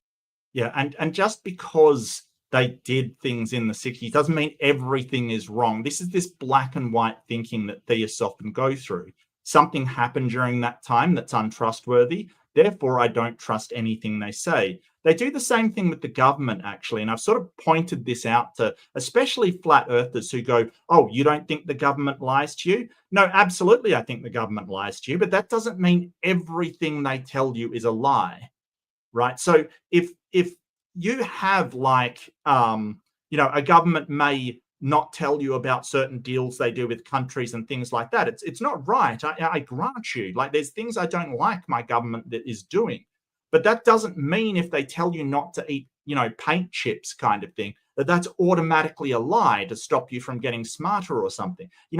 Like, just because one thing occurs doesn't mean everything associated with it is automatically wrong. It's time to, like, it may be very, very good to be skeptical of what your government says to you, but skepticism and sort of, disbelief by fiat is two totally different things. Your default position should not be, I will believe the opposite of whatever they say. Murders happened. They also did the moon landing. So they were like also plotting an entire mass psychosis over here in LA with these murders that took place, but they were above board on the moon landings. Like, it's completely crazy to think that. You have to be a conspiracy theorist to read through that book and know what our government was up to and what programs were in place. And then to come out of it being like, oh, but like their one thing they had to do was like totally above board. I don't. If you had to give a percentage, Candace, what percentage of mass shootings do you think are a result of this type of brainwashing? So I now want to look into it. And so I'm at the beginning of that journey because I only read Chaos in April. Yeah. And it completely broke my brain in the right ways. Like, I had to kind of be shattered for me to be able to go, okay, this is all plausible. I thought all of this could not be possible, but now I'm actually reading this, looking into these government programs, recognizing that all this is real. And that's why I said I want to go back and I want to revisit all of these huge things that happened because there are incentives. So you say, why did the Charles Manson murders? Like, why would they do that? Why would they want people to believe that these hippies, even though the CIA was there that night, allegedly killed this beautiful actress that the world loved? What would be the mass psychosis that followed? The hippie dream stopped immediately. People were against war. They were like, no, they were boycott. We don't want people going to war. Overnight, people stopped hippie communes, started locking their doors, and were just like ripped into a new reality. And we went to war right after. War. Yeah. And the entire time of the moon landings, by the way, when did we stop going to the moon? Well, the guy who did that pamphlet said, oh, it's just interesting. Like, every time they were conducting these programs and we were in Vietnam and Cambodia and bombing people, they were like, oh, looky over here. That's moon landing. Well, yeah. I mean, I don't like, so she's sort of saying, hey, the moon landings only happened to distract people from Vietnam. I think it did, but I don't think that was the goal. I think it was more they were fighting for some reason, not only a ground war against communist forces, they were also Like we're talking about the Red Scare, so they were definitely fighting a sort of propaganda war as well, or a war of sort of who's the bigger and better country kind of thing, almost an ideology war against communism as well. And that may have been spurred on by a willingness to beat Russia at space exploration. And as I said, that links to, like, there was a Cold War, there was the nuclear threat. The technology you have with rockets is tied to how your nuclear capabilities. It is, because they use ICBMs, they use intercontinental ballistic missiles, which they go into sort of a low Earth orbit in order to fire them. So this is sort of, it was tied to beating communism on all fronts, and that motivated them for a lot of things. But that doesn't mean to say that it's useless what we found. But yeah. And it's very interesting. Reviewing your story over the past few years, many in the political sphere have been enthralled by the idea of you running for president. I think the most recent was George Janko's podcast. You stated that you hate Washington, no longer interested. One of your core ideologies is to kind of ensure your family's safety before ensuring your neighbor's safety. And I think you think that way about your country. And of course, your family yourself. But being a new... I think most people do. I think that's a very human thing to do, is prioritize your own, have sort of levels of, well, those are my family, those are my, neighbors, those are my, the people in my city, those are the people in my country, those are the people, I think that we all think that way a bit.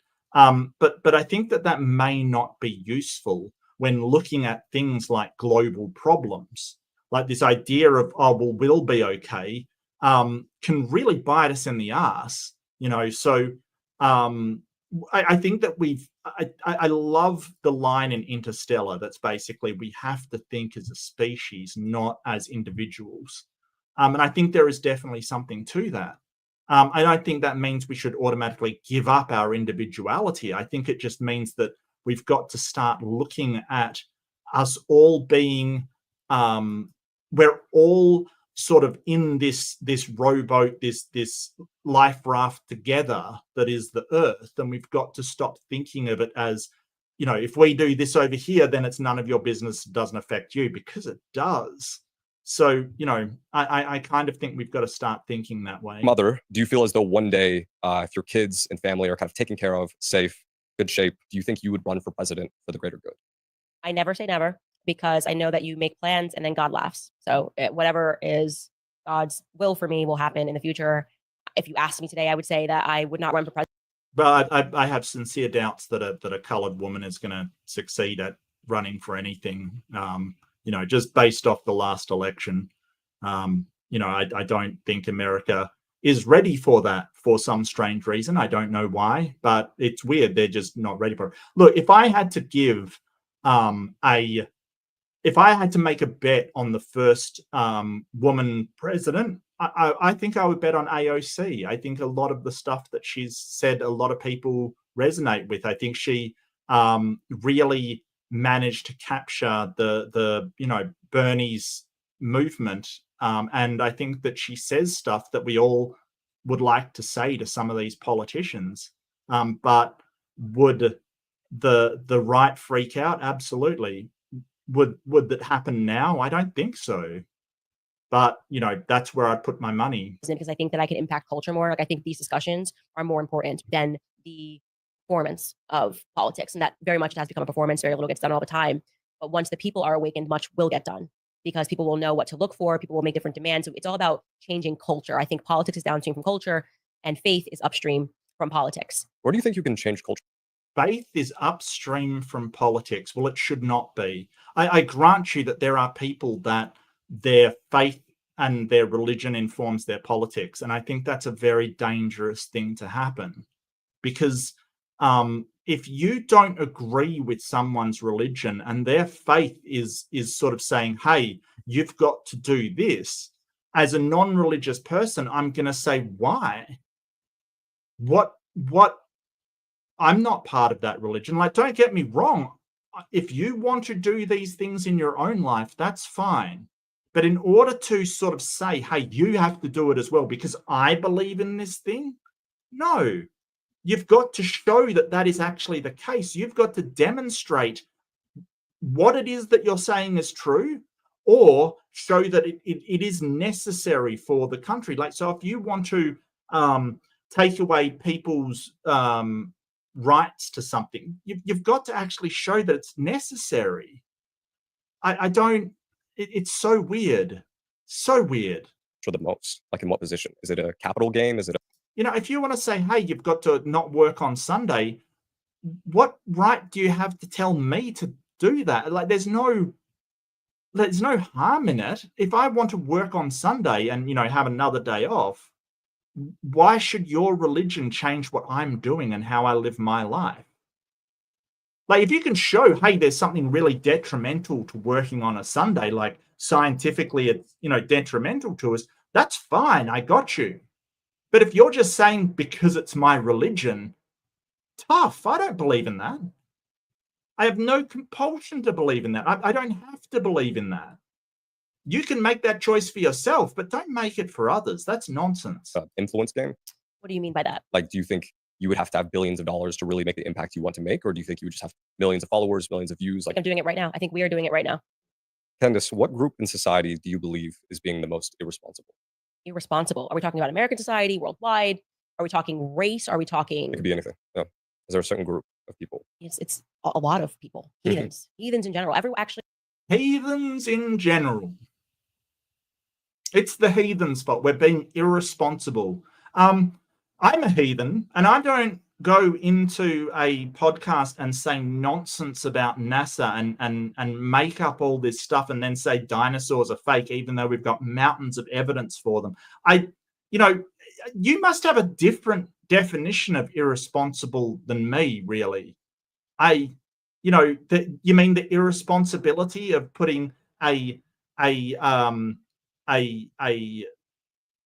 grape,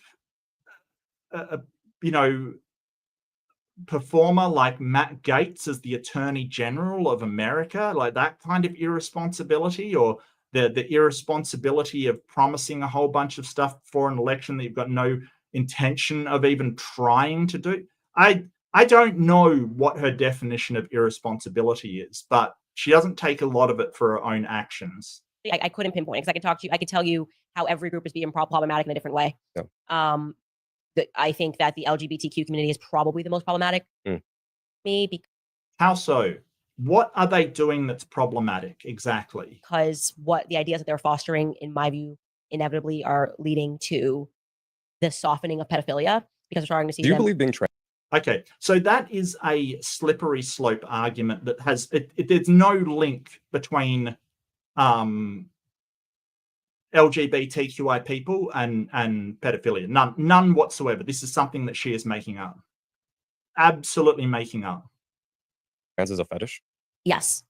It's a fetish, and it's also in parts a mental disorder. So yes, some trans people have autogynephilia. Some trans people have gender dysphoria. And so autogynephilia is basically a getting a sexual satisfaction from a man dressing up as a woman. Right, and this is definitely a thing. It's just, that's not what we're talking about. She's got no expertise in this field. And so talk about psychology, she has no idea what she's talking about. Not all trans people are either of those things. It's so reductionist to say, hey, this one thing or the other.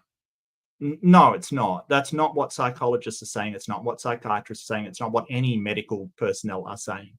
So you say that's just your opinion. That's just you spouting out more stuff you've got no idea about. No idea. The problem is that society is institutionalizing this and pretending that this is just the way that they're born, rather than addressing that issue as it should be addressed, which is you're disordered. Like this is something's out of whack here. Something's happened here. Yeah. And well, I mean, I don't. That's not what we do. Like they haven't found. They're not delusional. They're just more comfortable in a different gender role. That's all. Like, I don't, this whole thing is weird. And that's a very good point, NetTube user, priest accused of abusing children. Yeah. I think if anything you take away from this decade, it's that these religious institutions have been caught not only with their members doing the wrong thing, but also that the institution itself has covered it up in order to protect them from the consequences of their actions. You don't see LGBTQI doing that. You don't. Like, it's so wild. Yeah, I'm one of those people that Is just there any other incentive structure for the government to push LGBT ideals besides depopulation? Yes, everything. And once you wake up again to the Christ conspiracy, and I said this to someone a couple of days ago, I've done so many reviews, I'm forgetting, but I just said, isn't it interesting that Hollywood, they just don't agree with the Bible on anything. There's not even one thing that it's like always the exact opposite. Yeah, I think thou shalt not kill, they pretty much agree on the Bible with. Thou shalt not steal, they agree with the Bible on. You know, I don't think they disagree with the Bible that much. I think love thy neighbor, they agree with the Bible on. Not one thing. I really.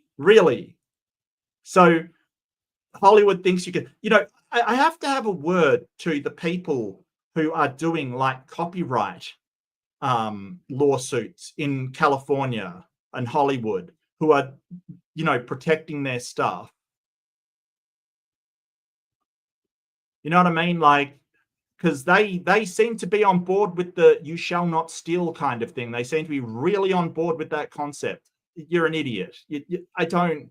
What? Opposite of the Bible, you know, like marriage between a man and a woman. No, it can be between a turtle and a fish. You know, yeah, that's a not even a thing. Like this is sort of straw man mischaracterization of what they've said. They've just said that two people that love each other should be able to get married. That's all. Nobody has suggested that we allow it between a turtle and a fish. But well done on that mischaracterization. That's impressive. Okay, can we agree that like men and women are different? No, actually, they can be the exact same person. And so it's very obvious. Do you know that intersex people exist? Is she aware of She's probably not aware of intersex people. People that have the traits of both men and women. They have sexual characteristics of both. They're not as uncommon as you think, in fact. So I don't. They're actually a thing. But, you know, when you're ignorant and you've got no idea what's going on in the world around you, you just can say this stuff. It's just, wow. Yes, that they're quite literally conspiring against Christ, you know? And that would mean that you've got to fight family, right? And if you're... Yeah, no, we're not conspiring against Christ. We're trying to get on with our lives and seeing people that believe in this figure try to dominate the landscape like they used to, like they did hundreds of years ago, in order to have power over people because they think their imaginary friend is real. That's essentially what's happening. All of this atheist movement, all of this stuff, it's pushback.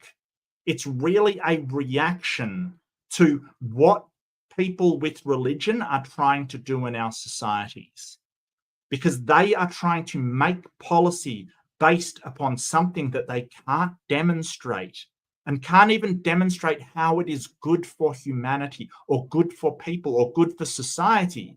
They just say that their imaginary friend says it so. And that's not acceptable anymore. We are not going to take your, you know, this faith as being a good reason why we ought or ought not to do anything. We want it based upon what is actually beneficial for people and what is harmful towards people.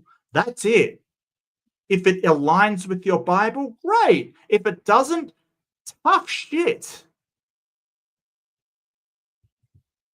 Ever looking to see what attaches all of these insane leftist ideas, it's all an attack on the family, because family is godly, right? And so they're attacking the nuclear family because they know that once you break down the family, the state gets stronger, right? Like when there is no family to sit you around the dinner table and have a mom and a dad and providing you that foundation and that base, which again is godly, then these kids go out into the world, they're lost. And what they will find inevitably is more governance, right? They will pursue that paternity and that maternity in all of the wrong places.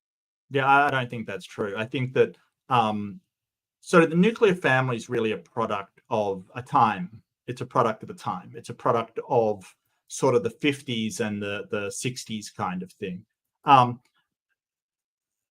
I don't think it's necessary. I think that really what we're after is families that are supportive and contribute to the well-being of people. So we're less, and that does include nuclear families. They can be very supportive and beneficial to people. Absolutely. But some of them aren't. So we're not looking at things as, well, is the family nuclear or not nuclear? That's not what we're looking at. We're looking at whether that family supports the well-being of children or doesn't support the well-being of children.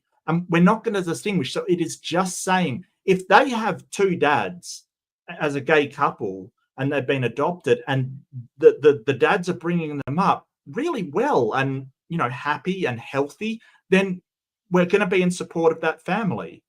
Like your rationale is, hey, take that child who's doing really well away from that couple because they're two men and give it to a family that may have abusers or may have a really horrible education that can't, you know, that tells them homeschools and all of this dumb stuff. It's a problem. But so what we're looking at is what the consequences of these things are, not who is involved. This is like, you know, Marxist Karl Marx 101. Yeah. No, it's really not Karl Marx 101. Karl Marx 101 is sort of, you know, taking back control over the means of production. It's got nothing to do with raising children. You're an idiot. God is real. And everything that is happening in your society right now is everything that you feel that is falling apart. The fabric that is being unwoven in the tapestry, so to speak, is because people who were sheer evil and very much believed and were committed.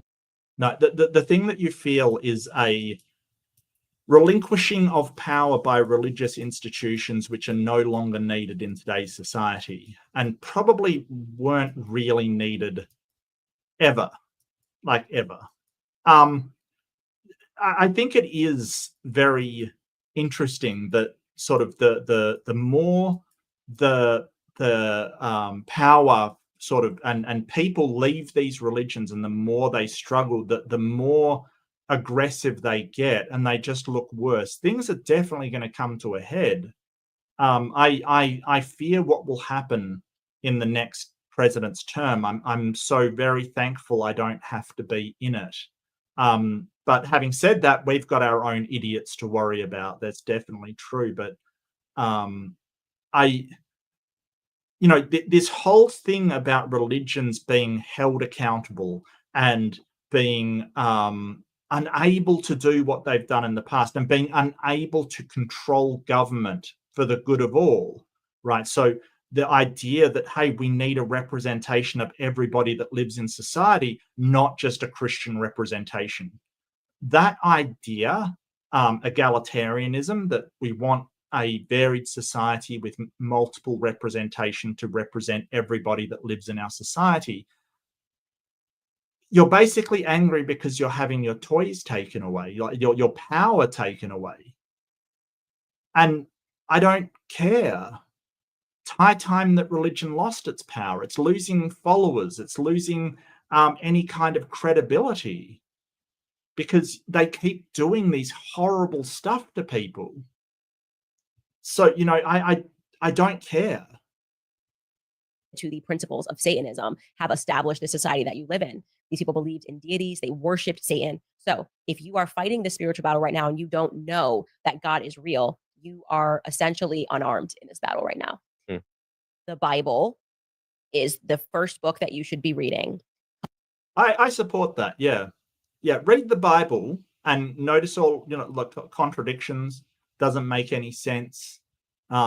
There's multiple weird things in it, but definitely have an understanding of how we know what we know about science, like how we know that dinosaurs are real, for instance. Like, it took at least 200 years to sort of get an understanding of what these things were. It wasn't just they popped out of nowhere. We found things that we couldn't explain, and in trying to explain them, we found out all of this stuff. And we're learning more and more and more. So understand things before you sort of read that book.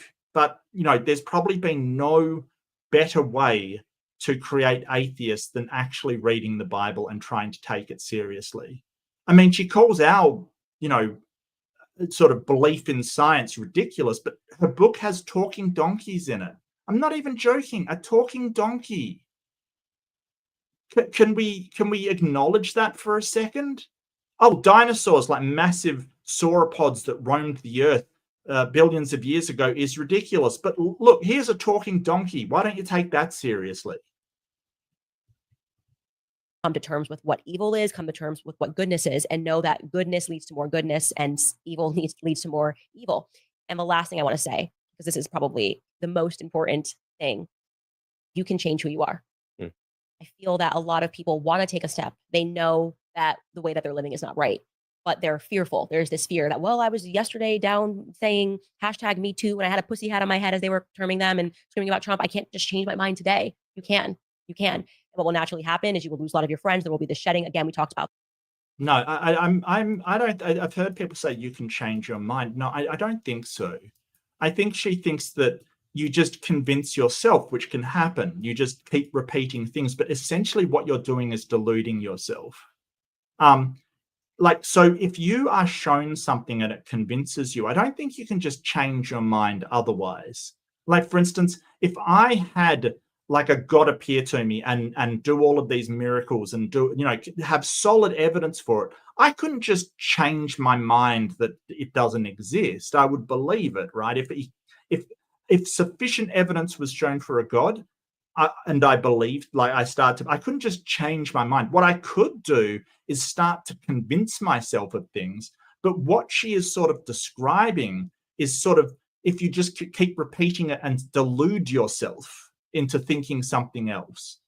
So I don't think changing your mind is as easy as she says. And I don't think you should change your mind without sufficient evidence to justify it. I really don't think so.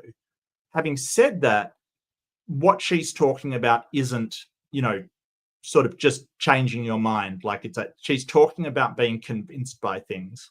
This, it's hard to go through it when you're going through it, but when you come out of that on the other side, the reward for going through that hard change, for going through that metamorphosis, is resounding. You will see your whole reality will shift, and it will be one that's based in goodness rather than one that's based in evil. So have the courage to change and know that you can. Yeah, I think that she's just convinced herself that everything to do with science and, all of these things is evil and she's the good. That might not be true. That might be self-delusion. And just because you feel good about, you're the good and others are the evil, doesn't make it true. Right? You had a lot of people riding around in antebellum South with sheets on their head, thinking they were the righteous good that would save all the white women from the black menace. They felt justified. They felt good about it. They felt like they were the righteous crusaders. It doesn't make what they did good. In fact, what they did was very bad. They just convinced themselves, mostly through religion, your religion, Christianity, that what they were doing was absolutely justified and was righteous. And that's the problem with righteousness in religion. Righteousness doesn't tell you whether what you're doing is good or bad. You just feel it's good. And tons of people have done horrific things because they felt like they were doing it for the greater good. So, yeah, I don't see the same. And it's interesting because I had Alex Jones on my podcast, and I hadn't seen. Oh, okay, and that's it. So I didn't say that I pick AOC. I like her. I just said that would be my bet for the first female president. I didn't say that I personally. I don't think she's bad. I really don't. So the reason why I don't think she's bad, if you do want to ask, is because he actually addresses climate change and suggests something for it. So she takes action on it. She is pointing out the wealth inequality that we all know is there. Come on, a Met Gala ticket costs $77,000? That could feed a family for a year? Come on. at least she's actually pointing out, hey, there's this horrendous wealth income. I like Bernie for the same reason, because he's saying, look, 1% of the people have like 99% of the wealth. This wealth inequality, it can't go on. It can't. Right? What happens with this capitalist system is a cyclical problem that the corporations, and private owners and, billionaires, they get more money. That money is leveraged into power because you can basically lobby your government to reduce taxes on upper income earners and do all of these changes kind of thing. So once that has been done, you then get more money from that leverage, and it's a vicious cycle. This won't stop. And there has been some more sensible sort of, I saw one guy, I can't remember his name, he went on CNN and basically said, this will come to a head. These kind of little micro rebellions that are happening, Occupy Wall Street, the Luigi Mangione thing, all of these little micro rebellions, this is just the start. It's long as the system keeps going the way it does, which funnels lots of wealth from the lower and middle class into the upper and, basically what we can call the aristocracy, the billionaires, the 1%, things will get worse because people will not do it. Actually, that's something that the right wing made up. That they said she was investing in stocks and all that kind of thing. She's actually not. Like, it's actually false. It's been checked. False. Absolutely false. Look, she takes speaking fees. Sure. Yeah, she makes money. She doesn't make as much money as most senators. Most rake it in. Absolutely rake it in. I don't know what to tell you. Should she make a ton of money? I don't know. But that is something that sort of the right wing has made up about her, that she's one of the highest earners in the. She's not. She's not. I'm not familiar with Jasmine Crockett. Look, and some of the stuff I disagree with her on. Look, I'm not all for her. I'm just saying, if I had to pick somebody that I'm aware of to be the first woman president, I would probably pick her because she has a lot of support. She's very popular, just stuff like that. I don't agree with everything, but I think she's okay because at least she's discussing some of the issues that I care about. And, wealth inequality and global warming are definitely issues. I don't see, other senators actually addressing that at all. Apart from Bernie, who's addressing that? The wealth inequality, who is? I don't know. Oh, thank you, Peralta. Jay Peralta. Thank you. I really, Marjorie Taylor Greene is a nightmare. She's even worse. If you want, I can certainly find something of hers because every time she opens her mouth, something crazy comes out. So, yeah. But that has been Candace Owens, who I thought was just sort of, a right-wing sort of Republican adjacent pundit that did all of these speeches. But apparently she is she really is on the level of young earth creationists and flat earthers, really. Dinosaurs are fake. Where'd all these bones come from? Conspiracy theories about the origins of NASA, which, hey, there's some really wild stuff. I kind of encourage you to look it up, of Jack Parsons, who was the founder of what later became the JPL. But her assertion that then it must be a satanic organization is ridiculous. That's ridiculous. He was kicked out. It's not actually true. All of this kind of stuff is just nonsense. And she doesn't understand how evolution works. She doesn't understand, how we know there's done. She doesn't understand anything, but she will talk authoritatively about it. It's funny that she brings up the expert problem. and doesn't understand what the expert problem is. Yeah, that's true. She was kicked out of Daily Wire, Peralta. Definitely, yes, absolutely, she was. Yeah, but I think that was more because she said that it was to do with Hitler, and that if Hitler just didn't invade another country, it would have been fine. She's very anti-Semitic, and I think that really annoyed Shapiro.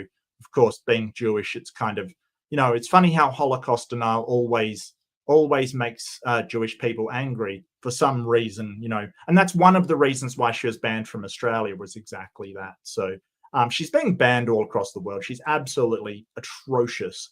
So yeah, but yeah, this has been Fundamentalist Fails. Fail today was by Candace Owens. Absolutely crazy stuff, insane. Don't forget to like and subscribe. I would really appreciate it if you did. It's been a wild one, but can I ban her from California? I'm not 100% sure. I know that the US has banned people before, but I don't think they can do so to their own citizens. I think that goes against the Constitution, where you're I can't remember the amendment, but there's definitely something about citizens being able to travel through any state, kind of thing. But you can give it a try, sure. Yeah, no, I agree. Anarchic Fox, I really agree. Oh, my pleasure. But anyway, do be kind to yourself. I think that this whole thing about people telling us what to think is incredibly problematic to me. She's sitting there going, oh, well, heathens know there's a God and they're just trying to destroy. No. Like, you don't get to tell me what I think.